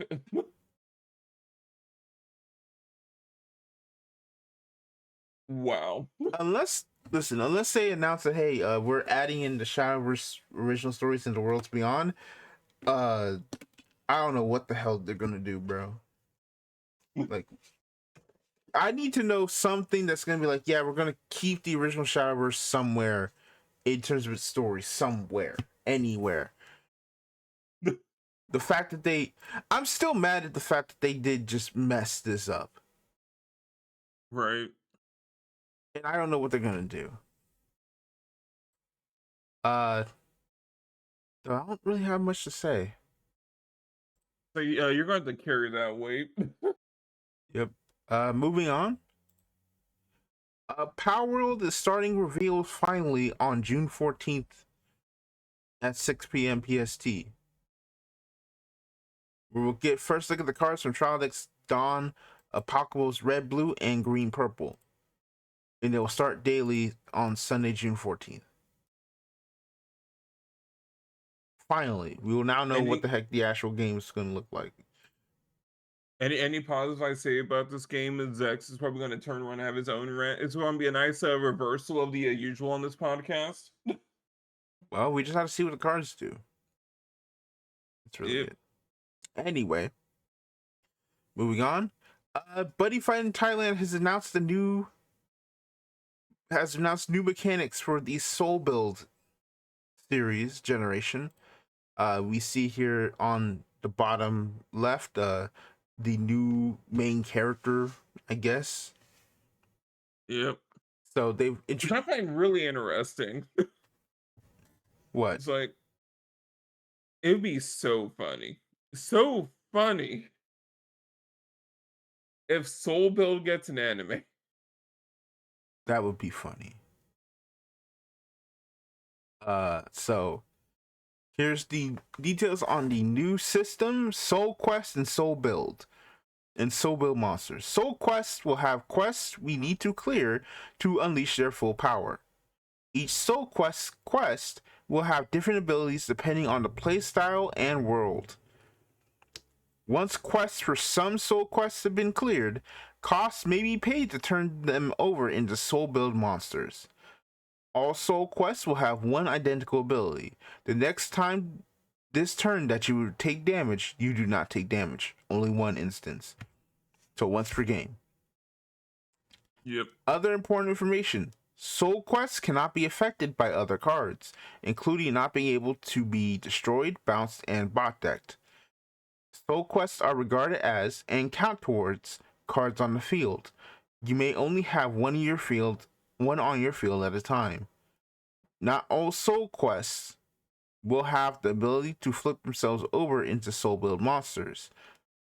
The method of obtaining each Soul Quest is different, e.g. some of your buddy monsters. I think part 2 is over here. Yeah, here, part 2. So example, the power within Soul Build monsters. Soul Build monsters cannot be destroyed, bounced, bot decked, nor leave the field by your opponent's card effects, almost full immunities. Soul Build monsters can attack, but have no defense because they cannot be attacked. Soul Build monsters are no longer normal monsters. They cannot be chosen for abilities that would choose target monsters. Other important info. When you unleash a Soul Build monster, you can no longer buddy call since your buddy has evolved into that monster. When a Soul Quest becomes a Soul Build monster, it will first be set face up to... When a Soul Quest becomes a Soul Build monster, it will first be sent face up to your buddy zone. Soul Builds might not be exclusive to only monsters. Like, it's a cool mechanic. Like, I feel like every single time we get an update from Thai Buddy Fight, like even the last like major mechanics change, they, you know, there's something new with the buddy system, and they're doing it again. Like, it's like, all right, buddy call was kind of lame, huh, guys? Let's fix that.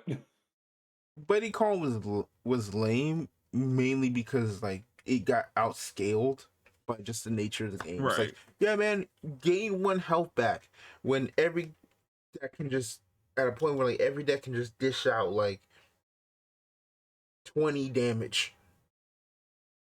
Yep.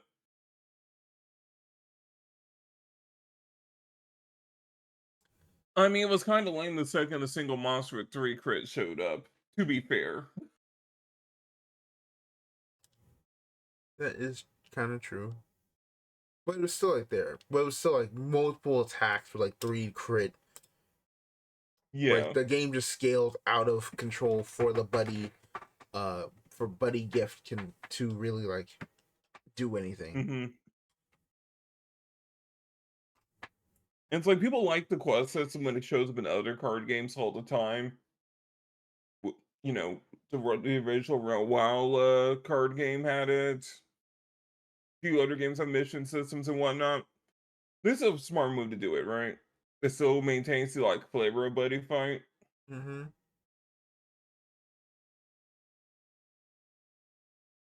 Like it's crazy though, right? Like this game, quote unquote, died like what 5-6 years ago, and it's like, man, you know what? It'd be really funny if the game just kept going in some other country and no one else and then the old fans get to play it. Yep.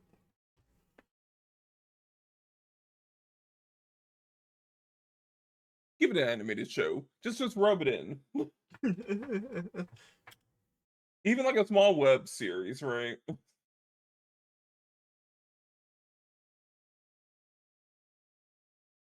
Like anything that just makes people go, "Hey, Bushiroad, No, you want to explain this to us?" no, we will not. Nope. Sorry, this kid has grown up and left the house. We're not on good terms.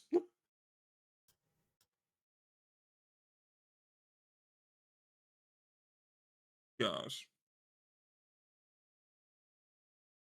But yeah, I hope the game continues to thrive in Thailand. I'm not mad. I'm not owned. I'm not mad. I swear. Nope.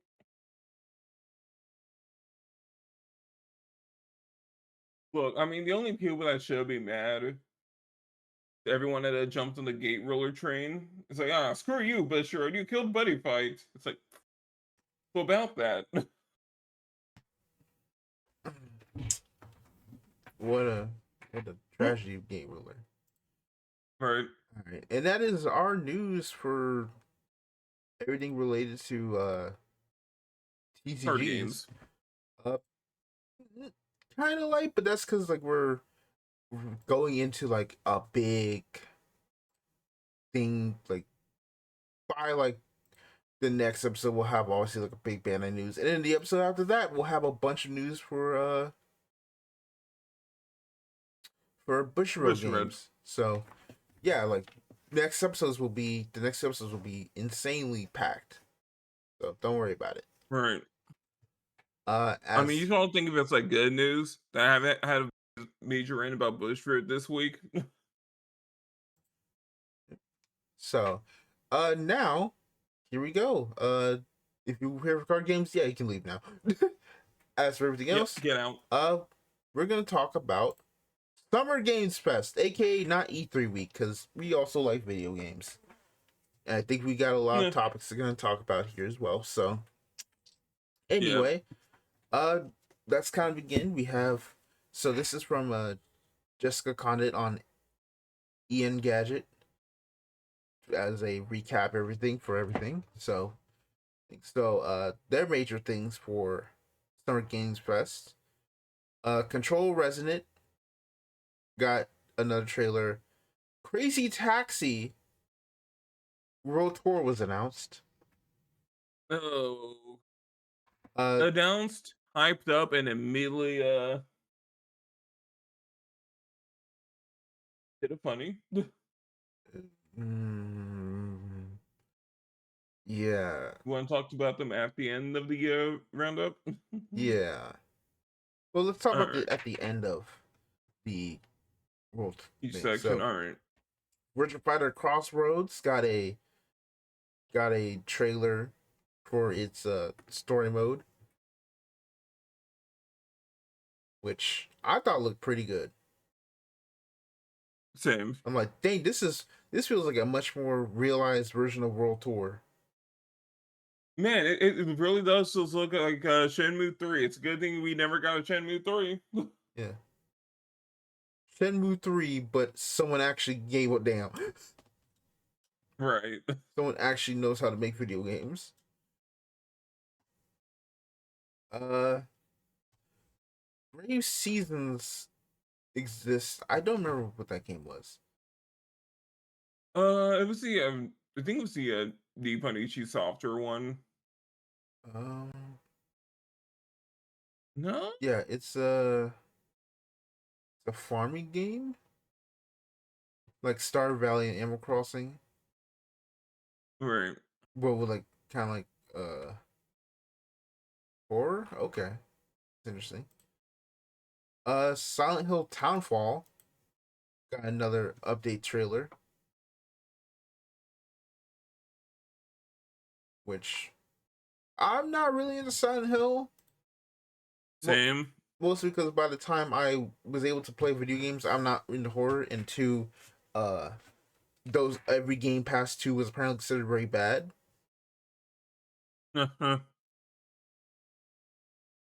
Saw Genesis got revealed with the actual Jigsaw puppet coming on stage. We get Jigsaw, but we don't get Miss Piggy. Worst show ever. So this game is a 3v1 like video game, like an online game. Yeah, Like the judge and three Dead by accused. Sawlight. Yeah, basically kind of a Dead by Daylight clone for Saw, but I'm not interested in personally. Again, not into horror. Alien Same. Isolation 2 got announced. Sweet. So now it's being given a second chance, which I think is pretty cool. Again, not my personal thing.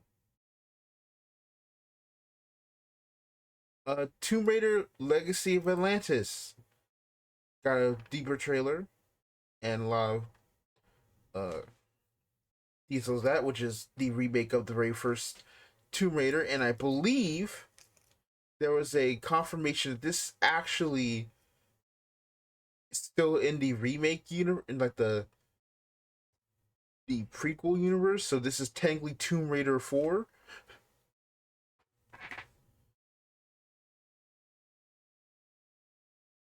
Zeta. You know, I wonder if they're gonna remake the PS2 games Who knows? and just kill the reboot timeline the exact same way. Who knows?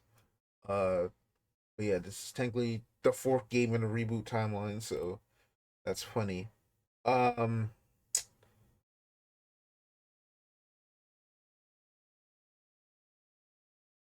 oh, this is this was their. I'm sorry, I completely forgot. This is actually their Playdays detail from when they got to do stuff.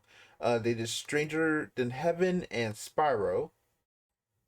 We got a new Spyro game, which is crazy. Uh, Right. and we'll talk about that in a second. But Stranger Than Heaven, they got a out of that, and Spyro came back. Yay. All right, so they go to each show.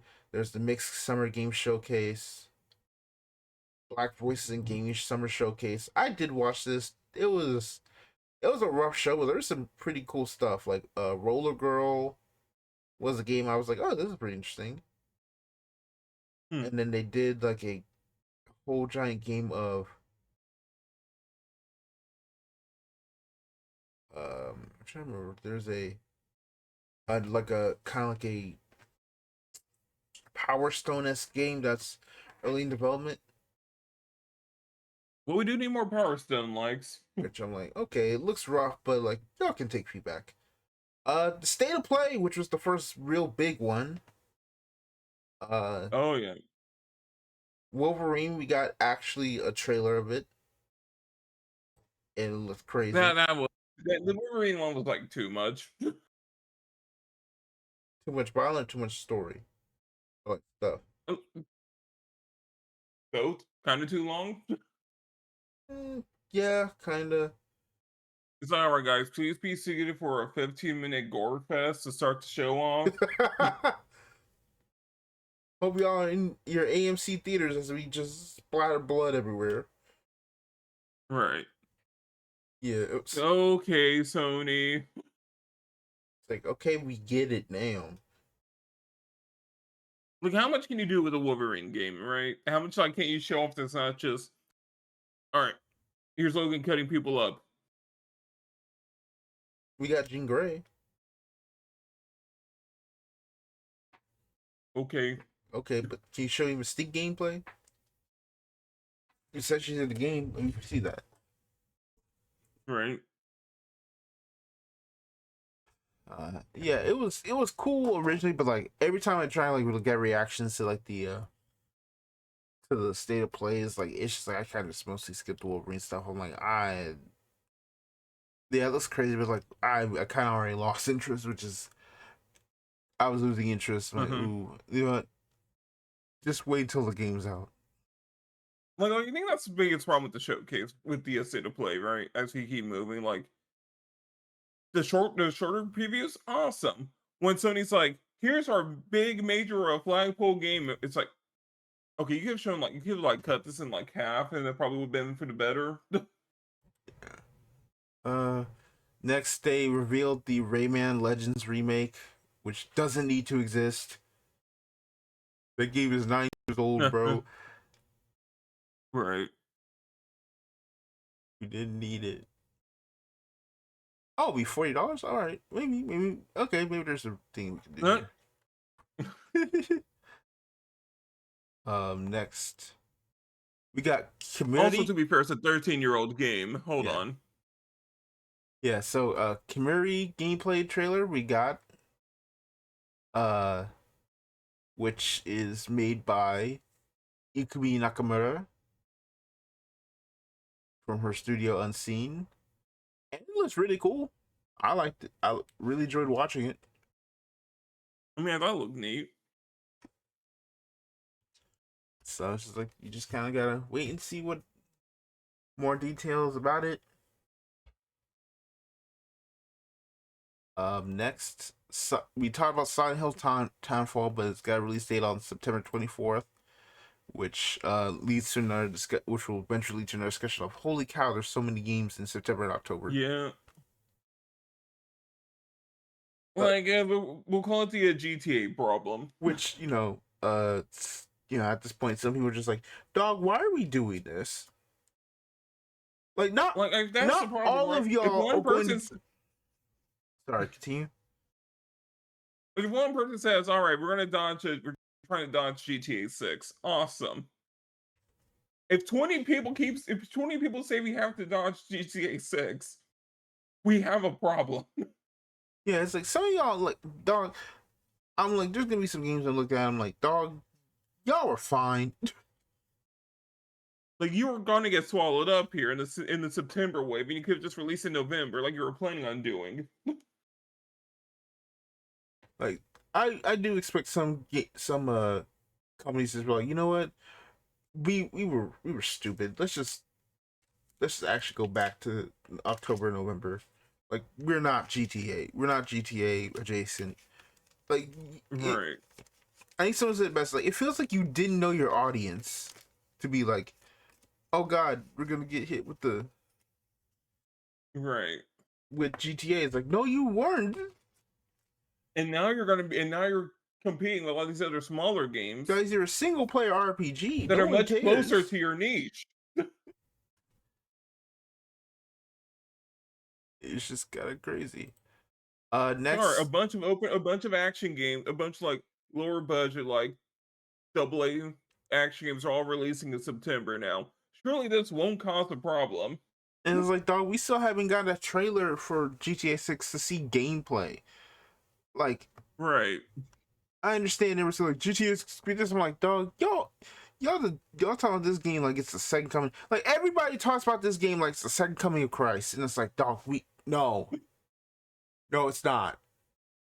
No, they're talking about this game like Christ will be coming down playing GTA 6. He's gonna come down, play GTA 6 for like a week, and then go right back to heaven. It's like, hey, dude, don't you want like help? Nah, I just came from GTA 6. See you guys in the rapture. Bye bye. So, Control Resident also releases September 24th. Oh God. Uh-huh. Uh, So two horror games releasing the exact same day on the exact same platforms. and then Onimusha arrives September 25th, a day later. But there's a demo out right now, so Cool. go play that. Until Dawn 2 will come out in 2027. Smart. which is kind of like the scenario is more like kind of like a uh ghost hunter like ghost hunter like show, and it's like, oh no, they actually run into some creepy stuff. Mhm. And then last but not least was a 20-minute like thing of God of War Laufey. 20 minutes of gameplay, 10 minutes of cutscenes. I'm kidding. I will say Well, this like is what I mean. Like, it did not need 20 minutes. like no, they just showed the first 20 minutes of the game. I'm like, I would have liked a slice of a little bit of a different part of the game, maybe, Right. was, but like I get it. It's like Give me like a reel of like some like random mid game encounters, right? like I think the idea was more so just 'cause, like they want to be like, we want you to at least kind of like ease into it first, like, hey, this Uh-huh. is it. Uh, we can cook on this, please. Right. Like Which there has to be 20 minutes. I would know like 5 minutes of story preamble to get into the setting, and then like 15 minutes, even not even 15, give me like 10 minutes of like action. mm-hmm. It isn't pure story stuff. Which, to be fair, the action stuff I saw, I'm like, oh, this is actually kind of fun.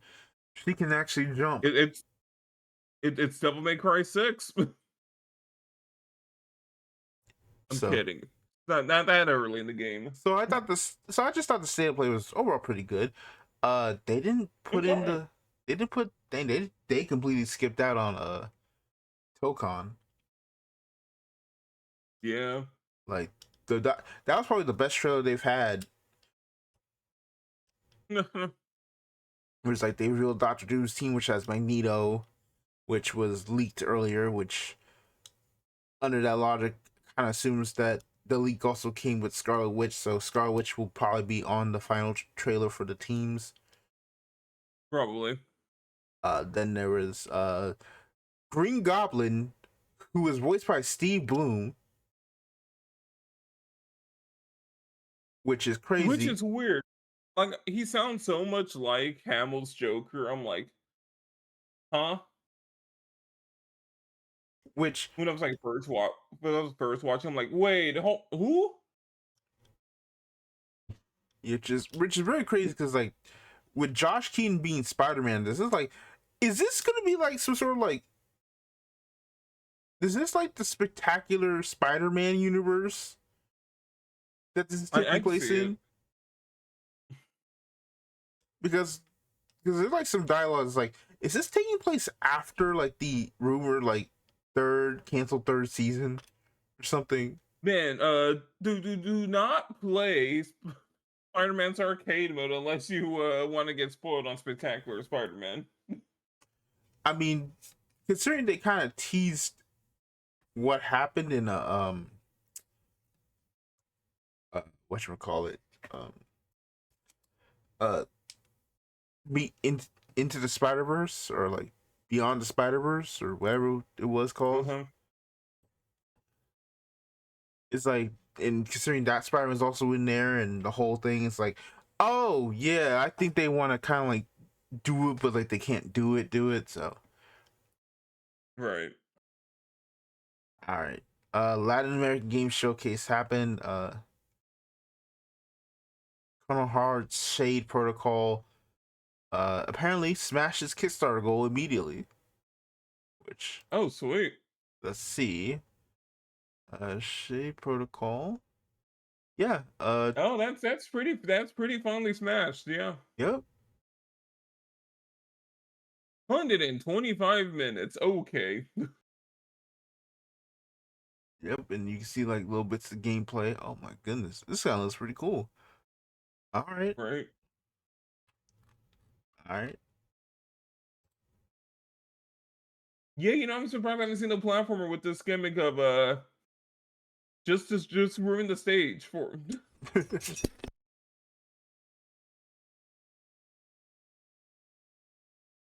Yeah. Uh. Then there was the women-led game showcase. Which is really cool, good. There was Lily's World, Open the City, Frida is Changing, Tiny Capsule Collector, Lucky Punk, a Push Your Luck deck builder. So there's a game for you already. Yep. On Together, Virtual Co-working. That's cool. And then we had the actual Summer Games Fest show. So we had more details, right? We got the announcement for Alien Isolation 2. Gen Atlas, which is the Eco Creators new game. It was so weird seeing that game. I'm like, what do you mean he's finally made a game with combat? Yeah. Did he finally just like give up? It's like, fine. Americans can have one gun in my games. Just one. So we had Code Veronica, the remake, aka Resident Evil Veronica, coming out, which means that RE5 is not far off. Yep. Like, which that's cool. It comes out in 2027. You know what scares me? But By the time the RE6 remake comes out, they will have deemed it time to remake RE7. that's funny. Next thing, Mighty Cuphead Adventure, which is a game that's gonna be built for the SNES, I think. And they Sega also Genesis. Sega Genesis, and then they also announced, yeah, there's another, there's a Cuphead 2 in the works, where we're working on this to like, hold y'all off, which cool. Oh god, not the Sega Genesis. I'm sorry, the Sega Master System. We have to get even more niche. Yep. In All other right, they're just weird showing off. things, Tupac is in Stranger Than Heaven.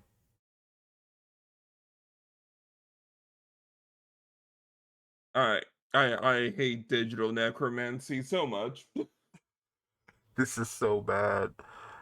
Oh, this is so bad without proper like I listen. It still doesn't make it better, but I would like to know if his family actually was like, yeah, no, this is actually Okay, fine. We're okay.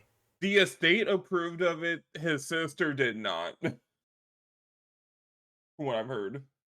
Which that's Yep. which I don't know. All I right. don't know who's lying. I need like a genuine statement.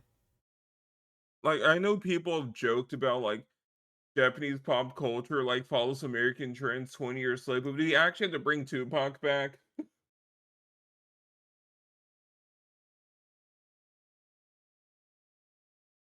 Did we really?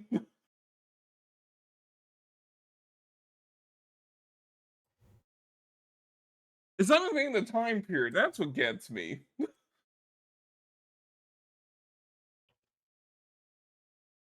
What are we doing? I just don't know.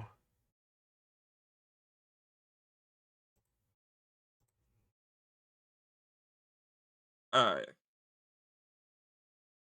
Alright. Yeah, it's just thing. I'm saying I'm kind of. Yeah. I'm just like,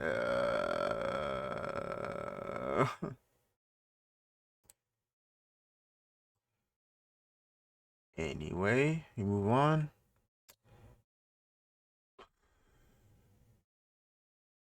Us, we already talked about Saw Genesis, so we can skip that. Uh, the Among Us show got announced, and then dropped in season 1 already.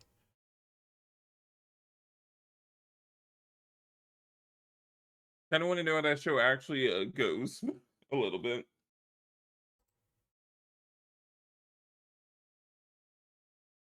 Like structure wise. I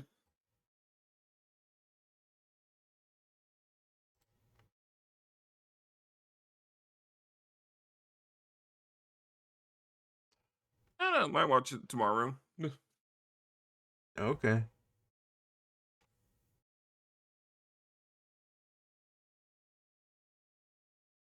Anyway,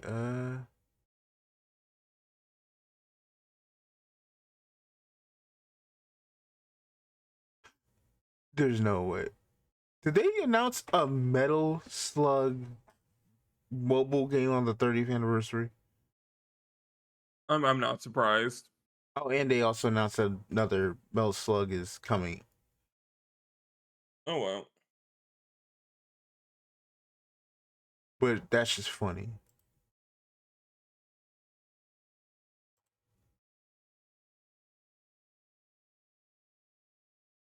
Want to talk about Solar Blade's slick looking sequel called Blood Rain?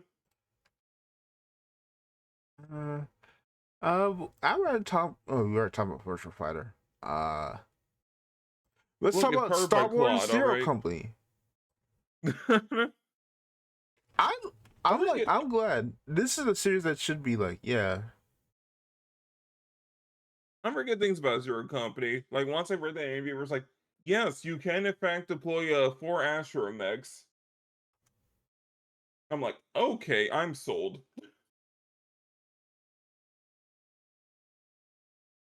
Like I just want to see how that works. Right?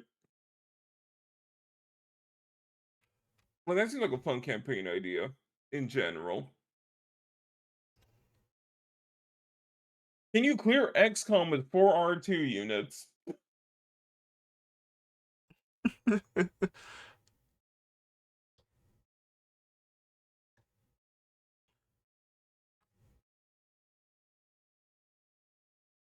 it is really cool. All right, let me rip the band off. Blade sequel, Blood Rain, got officially announced, which I'm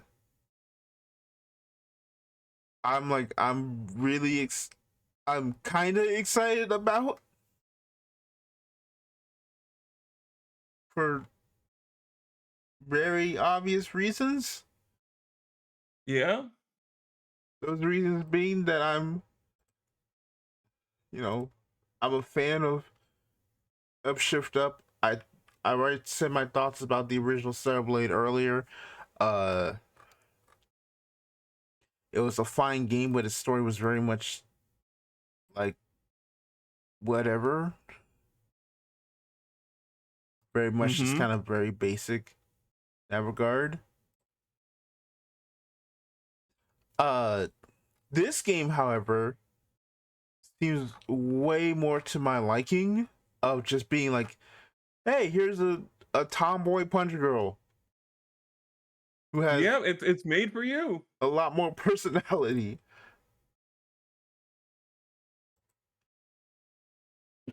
Yeah, it looks pretty decent. And then it's like, then you decide to ruin my fun. You couldn't let me have one day. No. Then you want to post a thing of the trailer actually has like AI generated assets on it. The Yeah. certain things are just like kind of whatever and messy and ew. And it's like, oh, The the the Kier poster posted by the director by the CEO slash director is also AI generated. I know. I didn't want to think about it, but I'm like, why does she only have one gauntlet? And why does she only have one gauntlet? And why is that one gauntlet on the arm that was not that the trailer just kind of like does not point out? I was like, Look, all right. You got on my case with level 5. The universe decided, oh wait, I should have my own ammunition. I'm just It's like, like, all right, we're gonna ruin the Celebrate sequel. I just want to choke that man and tell him to stop. It's not happening. You have a studio of 200 talented people who are great at their job. Use them and only them. You stupid buffoon.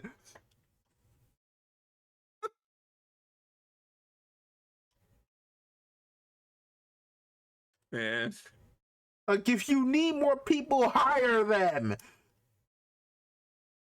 Nikkei has made you more money than you could ever imagine. You can hire 10 extra people to do, or like 3 extra people as concept artists. Well, you see, Zechs, he's also the exact same person that said he needs to use AI to multiply the output of his potential employees in order to compete with Chinese gotcha games. You remember those were his words. Yes, I remember. You don't have to remind me of how much. Again, every time I see this man, there's something AI about it.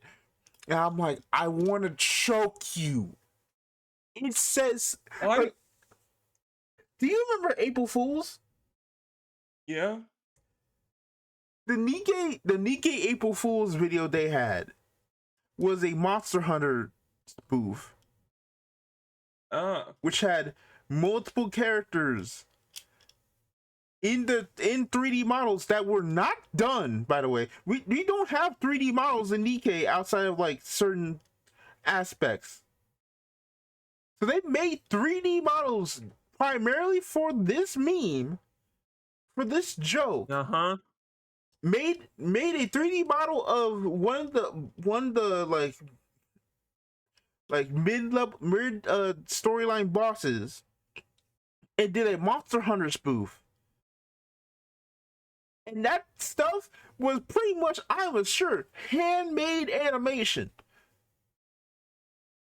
Yeah. Let me find this Like, alright guys. Nikkei is my old-fashioned video game, alright? It makes a lot of money, but look, it's old hat, alright? It's still like human made. Our new project, the Stellar Blade franchise. This is a future of our technology here at Shift Up, alright?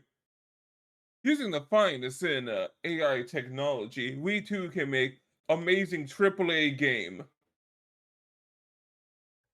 yes, which is like the whole thing, which comes like the whole thing of like Shinji Mikami announces like he's creating a new game with Shift Up for his Unbound, and that same day, that trailer had nothing but AI generated monsters in the background. I'm like, what the fuck is this? It's like Nikkei is so creative. You forget they're the same damn company sometimes. If you actually just like, see how much effort is put into Nikkei. Man, I feel like Nikkei is gonna be your ethical consumption or capitalism game.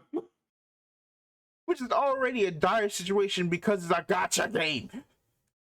Right. Like, do I really have to want to spend money on this gotcha knowing even a cent of this is going to fund this dude's AI generated slop?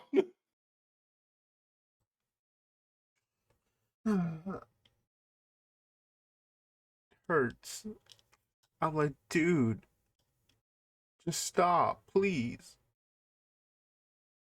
He can't. Like, He won't. the moment I realized that man was cooked was the moment he showed that Ava picture, that Ava and Right. near picture, and it's like, oh, you were God, that was so bad. like, why would you do that? What? You could have just said congratulations, dog, but like, here, man, here's AI slop of Oscar, of realistic Oscar sitting on top of a bunch of moonheads. But mind you, those were all stolen moonheads too to make it even worse. Yes, because AI doesn't get it from Right. anywhere. Like, what are you doing? What are you doing? Like, also that stupid like picture he did with like, hey, here's like he tried to be like, hey man, here you go. I haven't drawn in a while, but you know what? Here's the thing for New Year's. Year of the horse. And it's like, dog, you didn't draw this shit. It's AI generated. The Right. horse and its muzzle are melting together. Like he could just come forward and just admit he does know how to draw anymore. Like, just admit it so we can go like, yeah, no, you're a completely washed up artist. Like, Your art was amazing. I was And it's fine. gone. Like, I was fine when at least it was like, hey, he's just messing around with his old art or like the thing, but it's only on his like thing, and it's like it's not actually in the games. The fact that it's now coming to the games, like, oh, you made a game for me and then put AI in it to specifically kick my ass for He did it for me. like it is just it's diabolical. That's not even to talk about the whole discussion about Eevee. Yep. And I'm like, why? Why can't I have I mean, something normal from this damn company? I mean that was a funny discussion. Like, guys, you're all over exaggerating, all right? They didn't design her to look younger. You guys are all hallucinating. Yes, so I designed her to look even younger than Eve on purpose. Oh,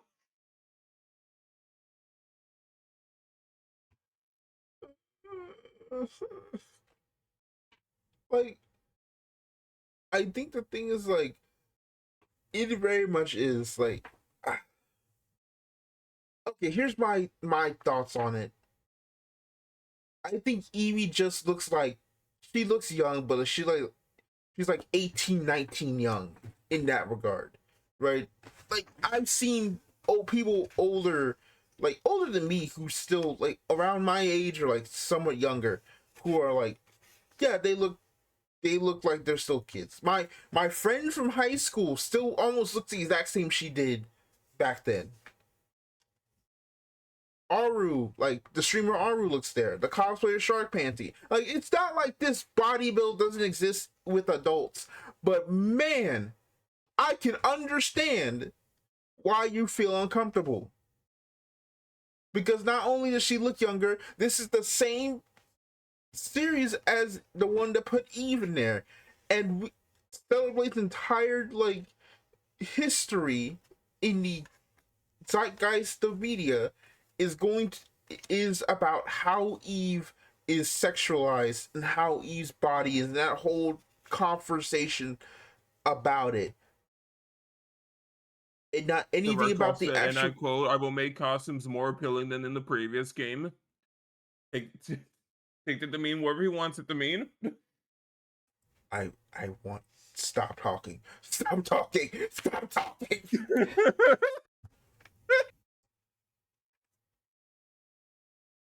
But He has decided you shall know no peace.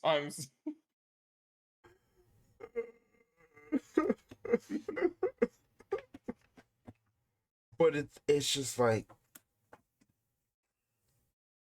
it's just it's like this game has like a super hill to climb to be like, yeah, no, this actually is really a good game. Like we all were just acting stupid. Or not right. stupid, but rather like our critiques currently there, but like there's like that still doesn't take away from the fact this game's good. Really good, in fact. Way better than the Yep. second one, way more compelling, way more etc. etc. But the fact that it's like it still has to deal with the baggage of the original Stellar Blade, and then and then all these comments of like, yeah, no, we did this on purpose for reasons. You just have to wait for the game. Yep. It's like this doesn't help me. And then again, the AI. It's like, dude, what are we doing here? Like, He saw you were excited for the sequel and was like, I'm also excited for the sequel. but for very Oh, different reasons than you are excited for the sequel. all right. Thanks for that gotcha money.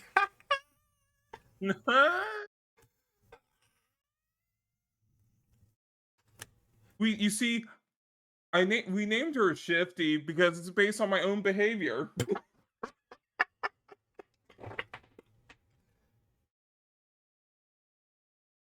Oh, that's the thumbnail. That's the thumbnail for this one. Okay, let's move on. Cause we didn't. What are you gonna do? Put his face over Shifty's? No, I think I have an idea. Anyway, Green Game Showcase. Uh, if you buy them through the Planet Play website, you're helping to fund credible long-term plant-saving projects. Ooh. So they have sections which plays the animal, save the world, ravage worlds, green thumb, explore natural worlds.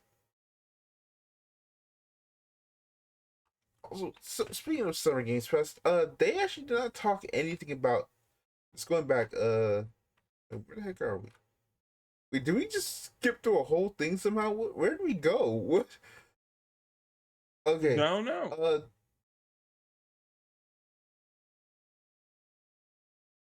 Uh, they didn't talk about Final Fantasy or Street Fighter. Yeah, no. Street Fighter announced season 4, which is 3 new characters and Tifa. It wasn't. No. It was actually credible. Tifa is in Street Fighter. Yeah, I mean it's like alright. Honestly, it's probably the best fighting game to put Tifa in.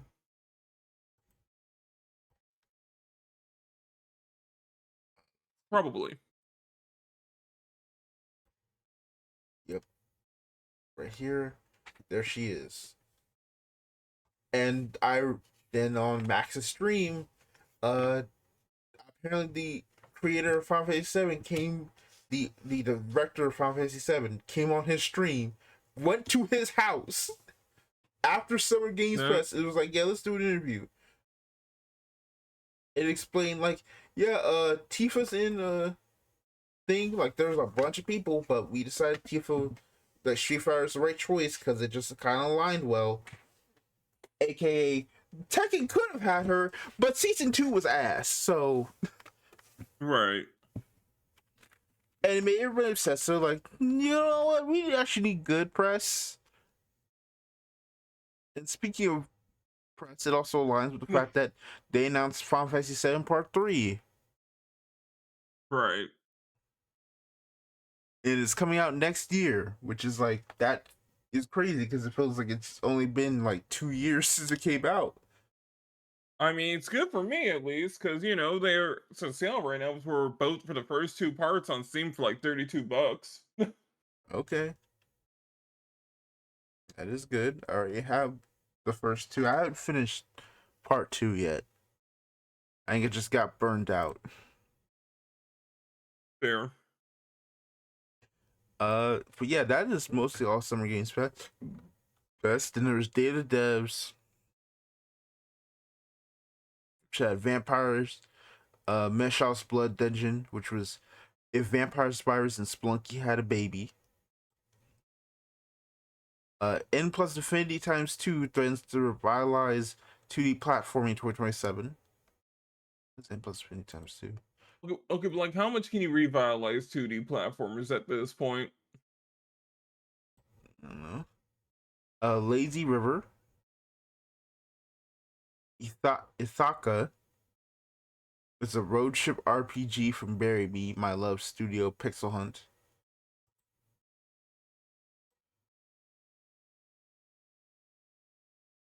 Which, I need to see a little more of it. The trailer. Yeah, it looks interesting. 5D platformer Screenbound arrives September 10th. Party with your grandma and prevent her murder in Apple Crumble in Super Yooka-Laylee Kart. So Screenbound right first. There's only one picture. Interesting. Is it like a 2D and 3D game at the same time? I'm assuming. But Apple Crumble sounds kind of funny. An eccentric attempted murder mystery starring you and your closest family members, and it's coming to Steam later 2026. figure out who's trying to kill your grandmother at her 84th birthday celebration. Grandpa.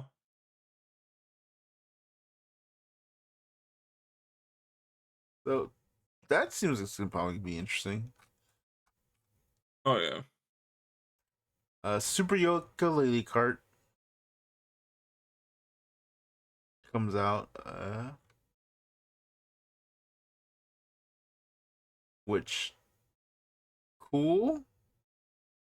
We're just like, can we just have another ukulele? Like the market for Super Mario Kart clones cannot be this good.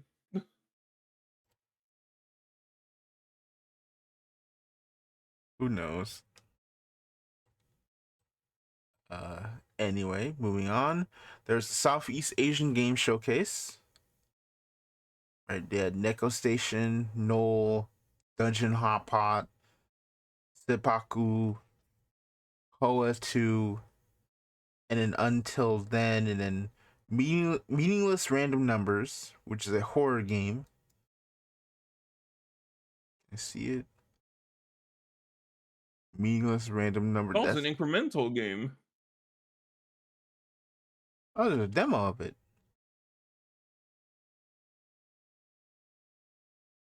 That's gonna be interesting.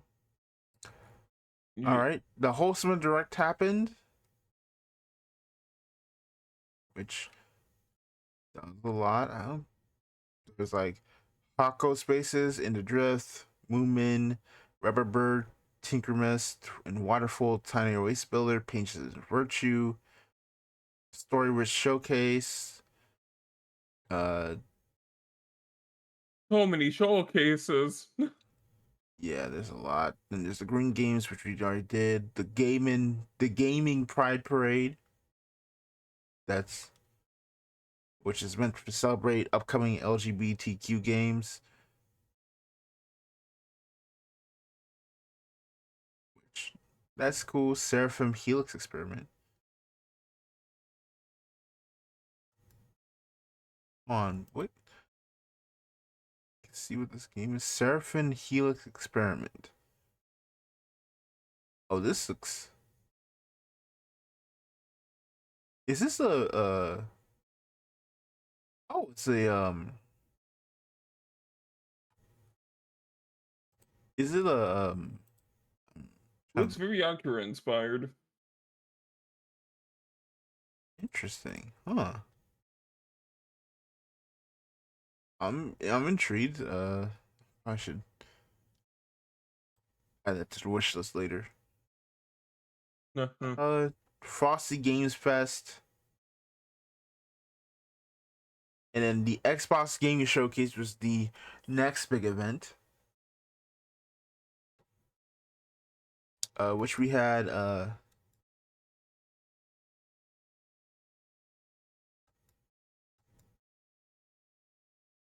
so we had Halo Campaign Evolved, which you had a trailer for that.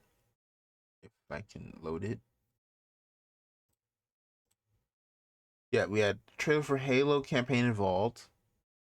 It's certainly Halo.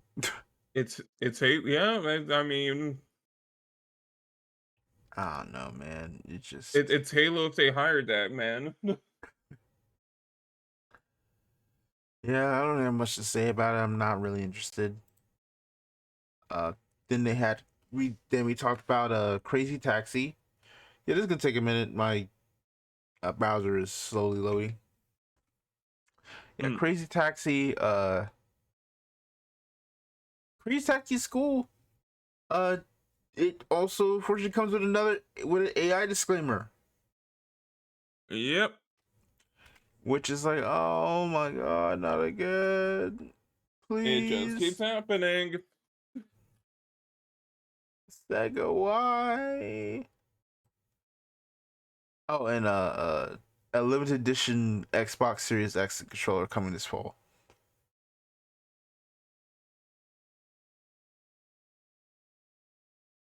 That is the color scheme of all time. Right. I'm sorry, I just noticed it. Does that It almost looks like it's like translucent green. I thought it was pretty cool. Like, it almost looked like it was mimicking some of the old like Xbox consoles in there. On there. Which I'm like, I would have No, rather. no. Which in my opinion, I would Every have. Xbox is just it's just an original Xbox. Which in my opinion, I kind of would have rather had that. It's like as like a 25th anniversary edition. Here's an Xbox console where we've like put like pieces of the other older Xboxes on them. Right. We've got an action game for a Hellblade spinoff for Senua. They've shown this off like once a year for like 3 or 4 years now.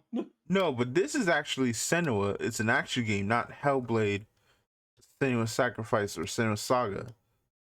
This is Hellblade 3. What? What, you just realized?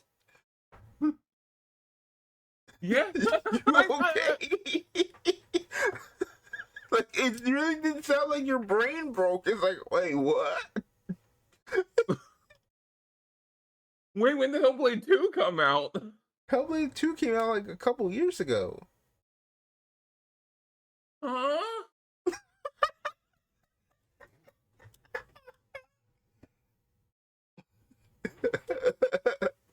Yes. Every time you probably seen like because they were putting it on a PlayStation I guess. and like doing ports of it. So it's like you probably just saw that one, so it's just blended into your mind. Probably. It's just Can we so... kill Senua? I'm getting sick of seeing her. I've seen her more than Crazy Taxi. How? All right, God. move on. Persona 6 is officially announced. They're like, here, damn. They Yes, already got leaked. We have no choice. yes, it Toss it in exists. there. Yes, it exists. We don't have Shut up. anything. Shut up. Leave us alone. Buy P4 Revival, which comes out in February 2027.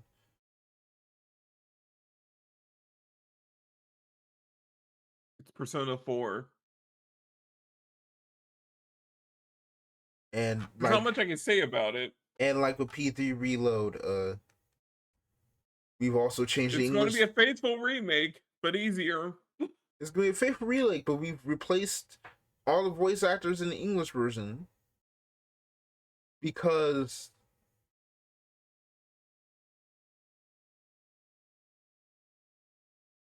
Because. like like I'm not as like miffed about this one as I am with P3 because P4 has been like here for like 10 plus, has got like multiple years and multiple games, multiple spin-offs. So that voice cast has kind of gone through it all, you know. Plus they have Right. Golden. If I want to play P4, I can just play Golden. But P3's cast, like the P3 one was harder to stomach because that was a cast of voice actors that have, when they played that game all those years ago, it's like, yeah, they weren't as polished, as refined back then. So I want to get a remake where everyone like in their, with their experience and with their knowledge of how to voice act and their improvement, get a genuine shot of of voicing their characters in a very good way. And then it's like it was taken. Right. And it's no hate to the new voice cast; they're still good. But it's like I wanted, like my want for that game was to finally hear like them give it their all and then some. Like Right. it was my dream and it got crushed. So I was so upset.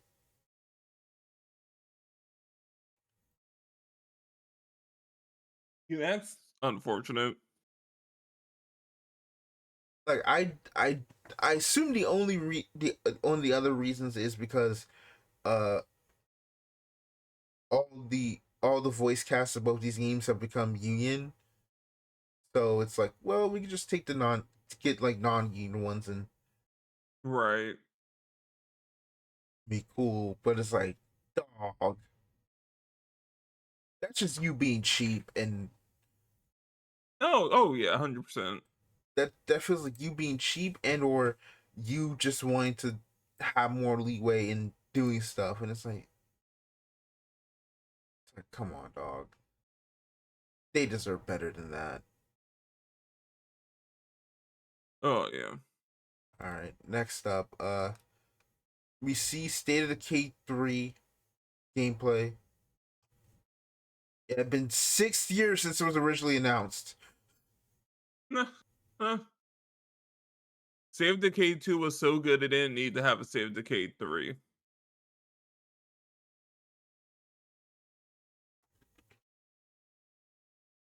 Until now.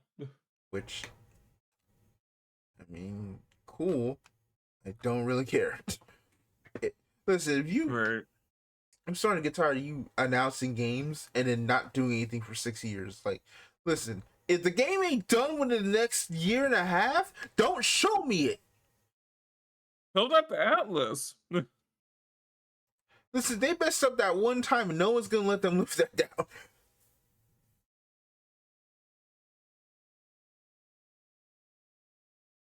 Want emancipation? Anyway, and then last thing of that major, Gears of War E-Day arrives October 6th, and it has been announced that it is no longer being a is an Xbox exclusive. It's no longer coming to PS5. They ran over and just deleted the PlayStation build off of every PC in the middle of the night. This is so crazy because on one hand, I understand you need exclusives back. Gears of War is yours, but on the other hand, I feel like there's a lot of like red tape and stuff that's like kind of like crazy that you just said, yeah, we're not dropping it on this. This is a PlayStation game a week ago. Don't worry about it.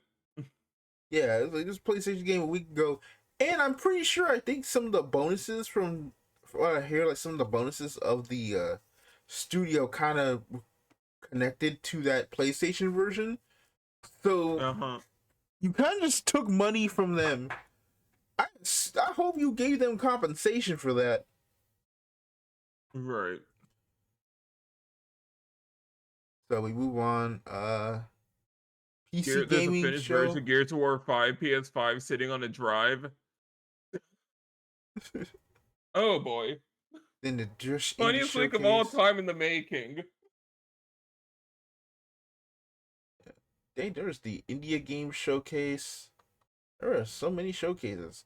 And then the last one is the Nintendo Direct that happened on the 9th. And oh boy, Can I just there's say right now ahead of time, what? really quick? What? Engadget did not get the permission to showcase any of Gundam Rogue Orbit. Wait, what? Engadget did not get permission to show off Gundam Rogue Orbit anything. Oh my god, I forgot about Gundam Rogue Orbit. It's the one major game we're missing from this massive wave of announcements. I mean, they also didn't. They didn't show a lot of things, but it's still crazy. Like Rogue Orbit is like, was it not here? As far as Maybe it's like no, in another like thing, right? Like I hope. Like it's crazy that they didn't get anything. Can I search the site? Not like a search tab. Uh,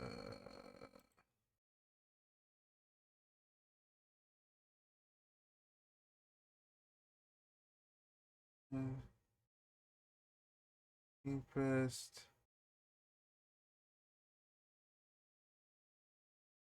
Uh, um.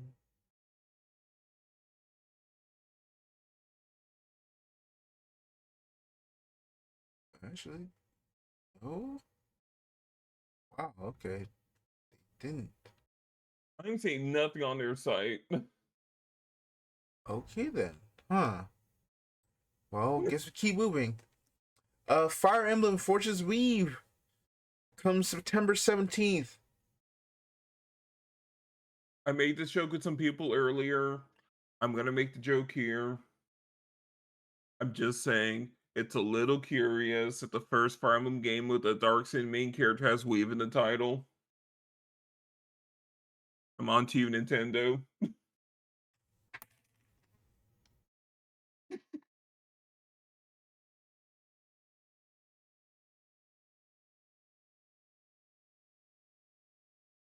Well, that's it for this week's episode of the Out Pocket Podcast. I'll see you.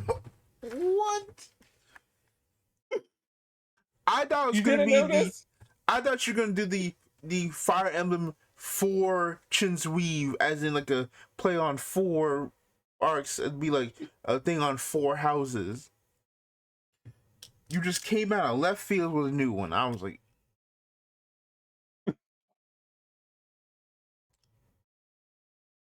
I'm just saying it's a little suspect. also they're not the protagonist.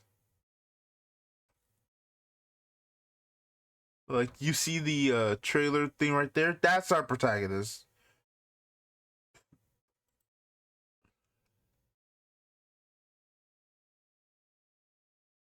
Literally pure white. Assumedly. You know that makes it worse, right? No, yeah, it makes it worse without doubt. Mind you, the character I'm talking about is the first character they showed when this game was announced. Mm-hmm. And then they turn around. And it's no actually.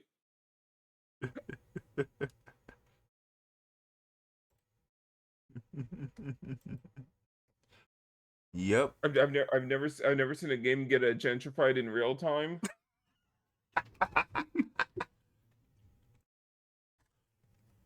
Well. Anyway, moving on to more Switch 2 news. Orbitals will arrive September 3rd. The Switch 2 exclusive is almost here. Yep. Another September release. Let's go. Yep, there's so many September games. Pokobia is getting underwater mechanics and a bunch of paid DLC. You'll get the diving update free in August, while they also announced a expansion pass.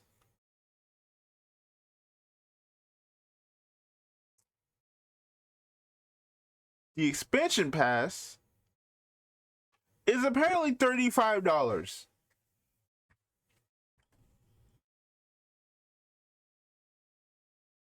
You know, I can't even say anything. All right. It's cheaper than the Super Robot Wars Y DLC.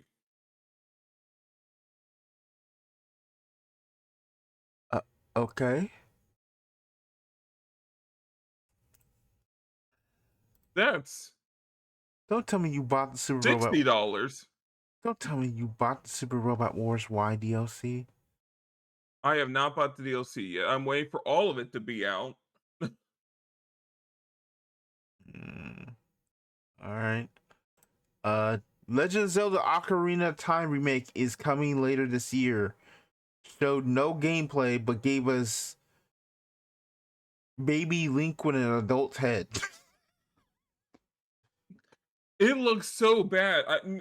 Why did Nintendo hire that man? Like, that is the most insane ender. It's like, yeah, here you go. Here's a Link.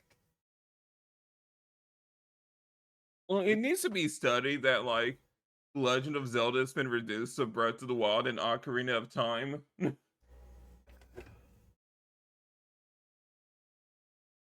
There's nothing else in the franchise besides Dynasty Warriors, which is more Breath of the Wild.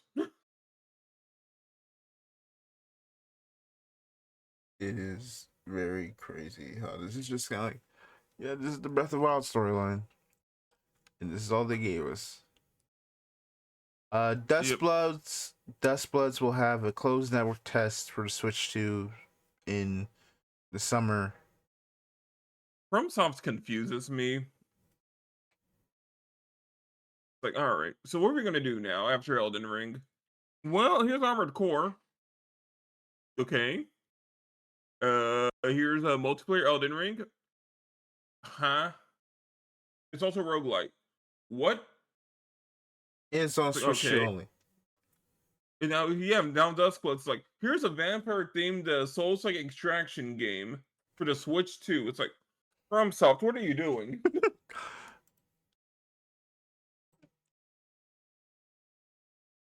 It is pretty Like, crazy. the only thing that makes sense is apparently the rumors that they're working on a fantasy mech game, I mean,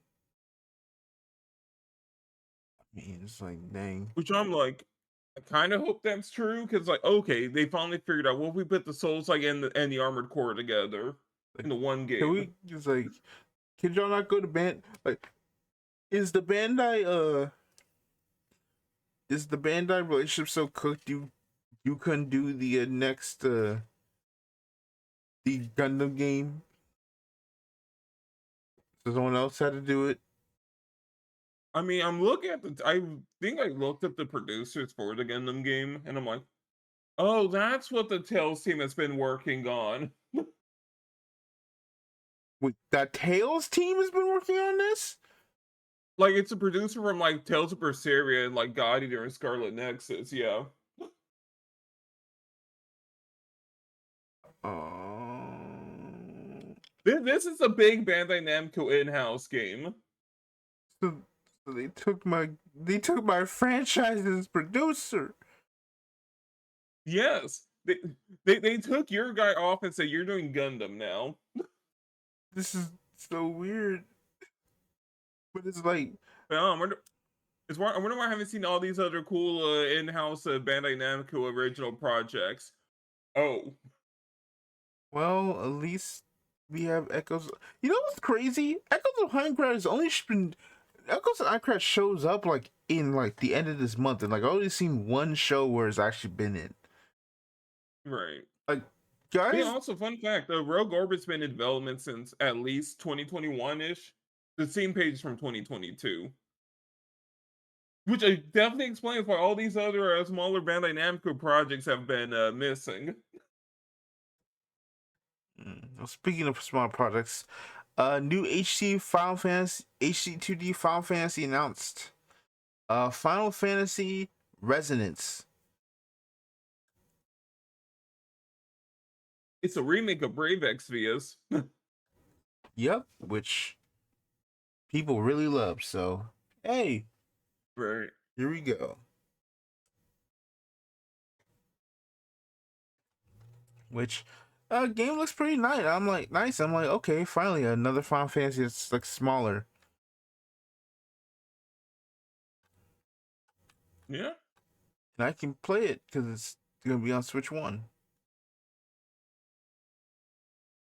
It's a little weird how like the CG cutscenes for the collab character attacks. I'm like, that's just a completely different art style. What were we doing here? Yeah. Xenoblade Genesis launches in 2027, and they're also dropping Switch 2 versions of the past three Xenoblade games, which Cool. that is just generally cool. It seems like we get a female protagonist this time, which that's also cool. Considering we have uh two two wife guys and the king of the harem as the previous Right. ones. God, that picture still makes me so crazy. I'm like, what do you mean? It's so cursed. It's like, Also, yeah, listen, here we go. I understand Here's the Pirate and Mithra. Why the hell did Nia get? right. Here's the main producer credits. Yeah, it's just here's the in-house guy. Oh man, And then let me see. I had the chief producer over Okay. here. Anyway, we're gonna move on to Big Walk. Comes out August 4th. This game looks kind of fun. More friend slop, I guess that's what the phrase is. Yeah, it's definitely friend swap.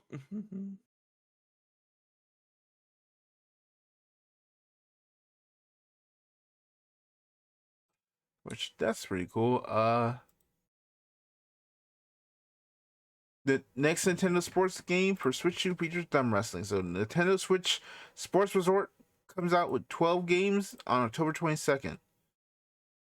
The thumb wrestling segment was so cursed. It was. I got apparently I was wondering where this GIF came from, and apparently it is from the, the scene. And it's like, what the heck, bro? Right.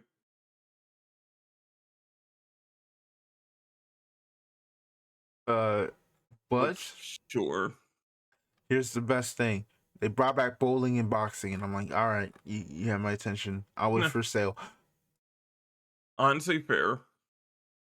And then the most insane thing ever to happen: Kingdom Hearts 4 got a trailer. Nah. As well as Man, the I'm sure hope you watched that one movie. not only that, like we actually got a full thing of every Kingdom Hearts collection is coming to Switch because that was such a Right. stupid idea to the cloud stuff. You know, it's so funny, right, with Kingdom Hearts 4. Like, it's been so long and they still refuse to show any other world. The closest thing we got is a keyblade, allegedly a keyblade from Moana. It's like Nomura, there's other worlds, right? Nomura? What are you planning here? Honestly, I don't want him to show any worlds. I want to know about when the game drops.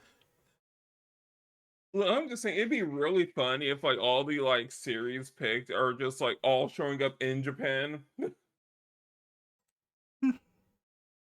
And that's the twist. Like, no, no, no. Sora's not going anywhere. Everything else is coming to Sora. That would be kind of funny. Like he just goes in different neighborhoods and it's like, oh hey, we're in the Moana neighborhood. I was like, oh hey, what's Hades doing here in the middle of Akihabara? Oh no. Yeah, but that is the last thing, and that is all the news for Summer Games Fest. What a insane week! Right. Honestly, game I'm most excited for is just Rogue Orbit because I just want to know what they're doing there, right? Same. Because like I've there's a few details I've noticed, right? At least a few. The main Gundam is pretty much a skeleton with rocket boosters attached. Like I've gone like frame by frame, right? Mm-hmm. It's pretty much an IBO frame in terms of like how little there actually is. And they just strapped rocket boosters to it and called it a day.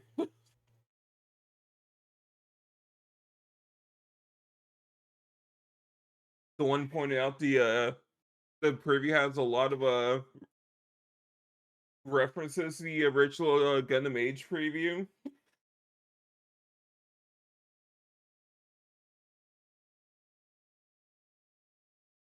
Main pilot looks like he has a plug on the back of his pilot suit. I'm like, okay. It's an AU,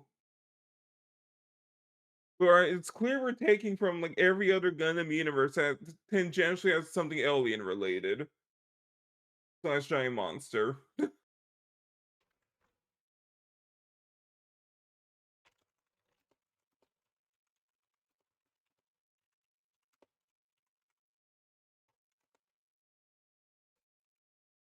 Yeah. Like, do I? Oh, found it. I'm like, that's not a booster on his back.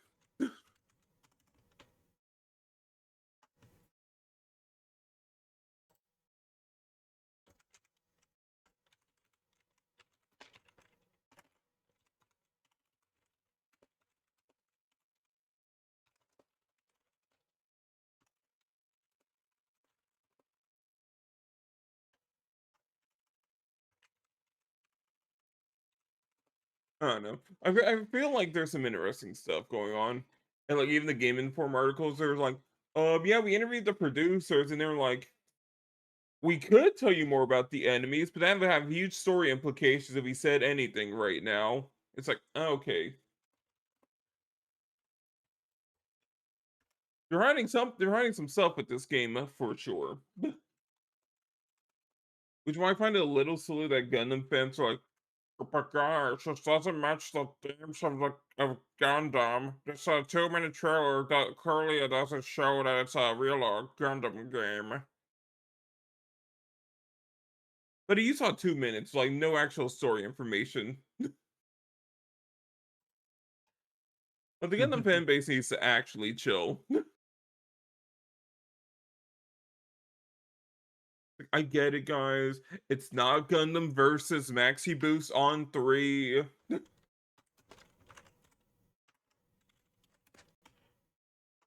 It's not your stompy first-person cockpit simulator that no one actually wants to play. You people are lying to yourselves.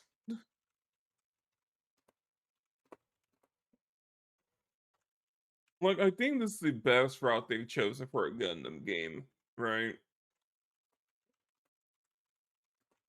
Mm. 'Cause even I think I kind of agree with like Bandai's logic here. Because the problem with every other Gundam video game is that it's related to another Gundam related project, right?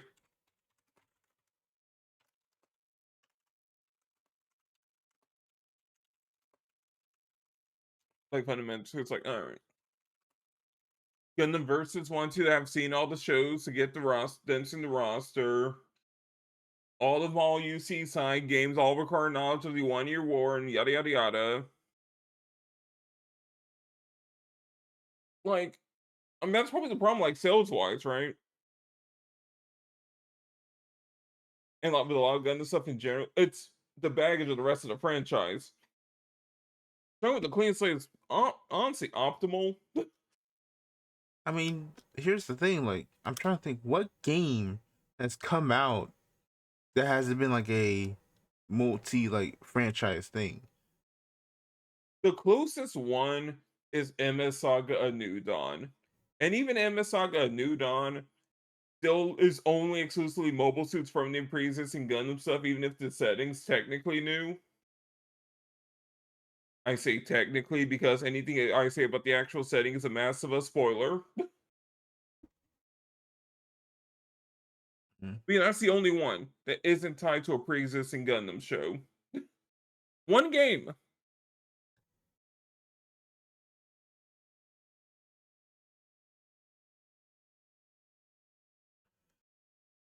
Which is kind of crazy for like a almost 50-year history, right? Yeah.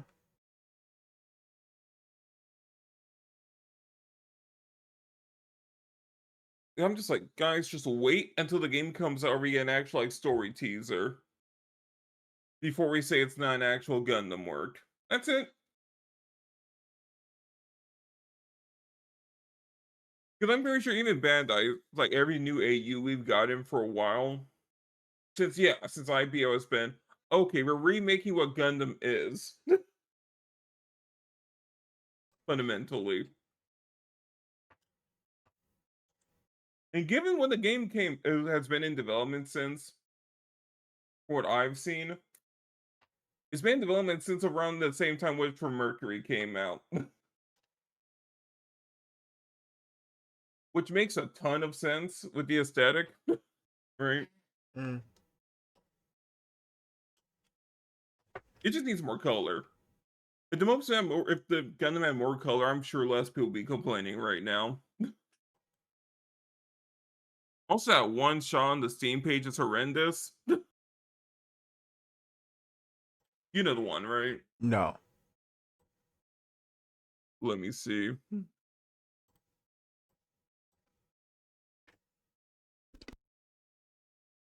Like it gets reposted a lot. I hate saving screenshots on Steam. I'm just gonna screenshot the screenshot.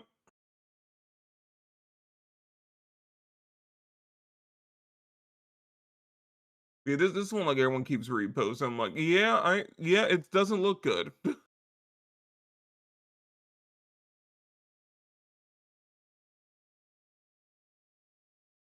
Hold on, let me see this.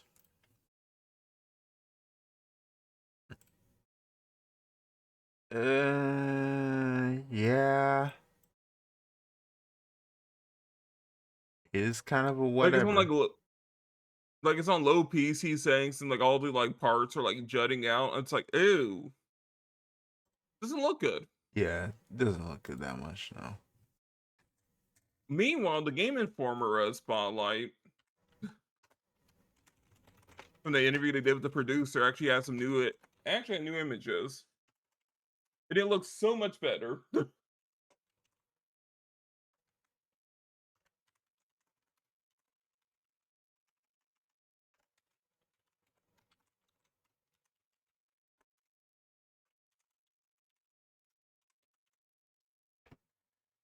It's like, please choose better promo images, Bandai. I mean, it is Bandai. There's only so much they can do. Right.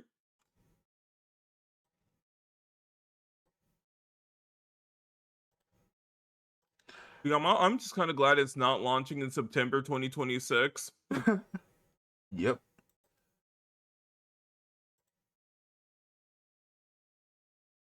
Like, all right.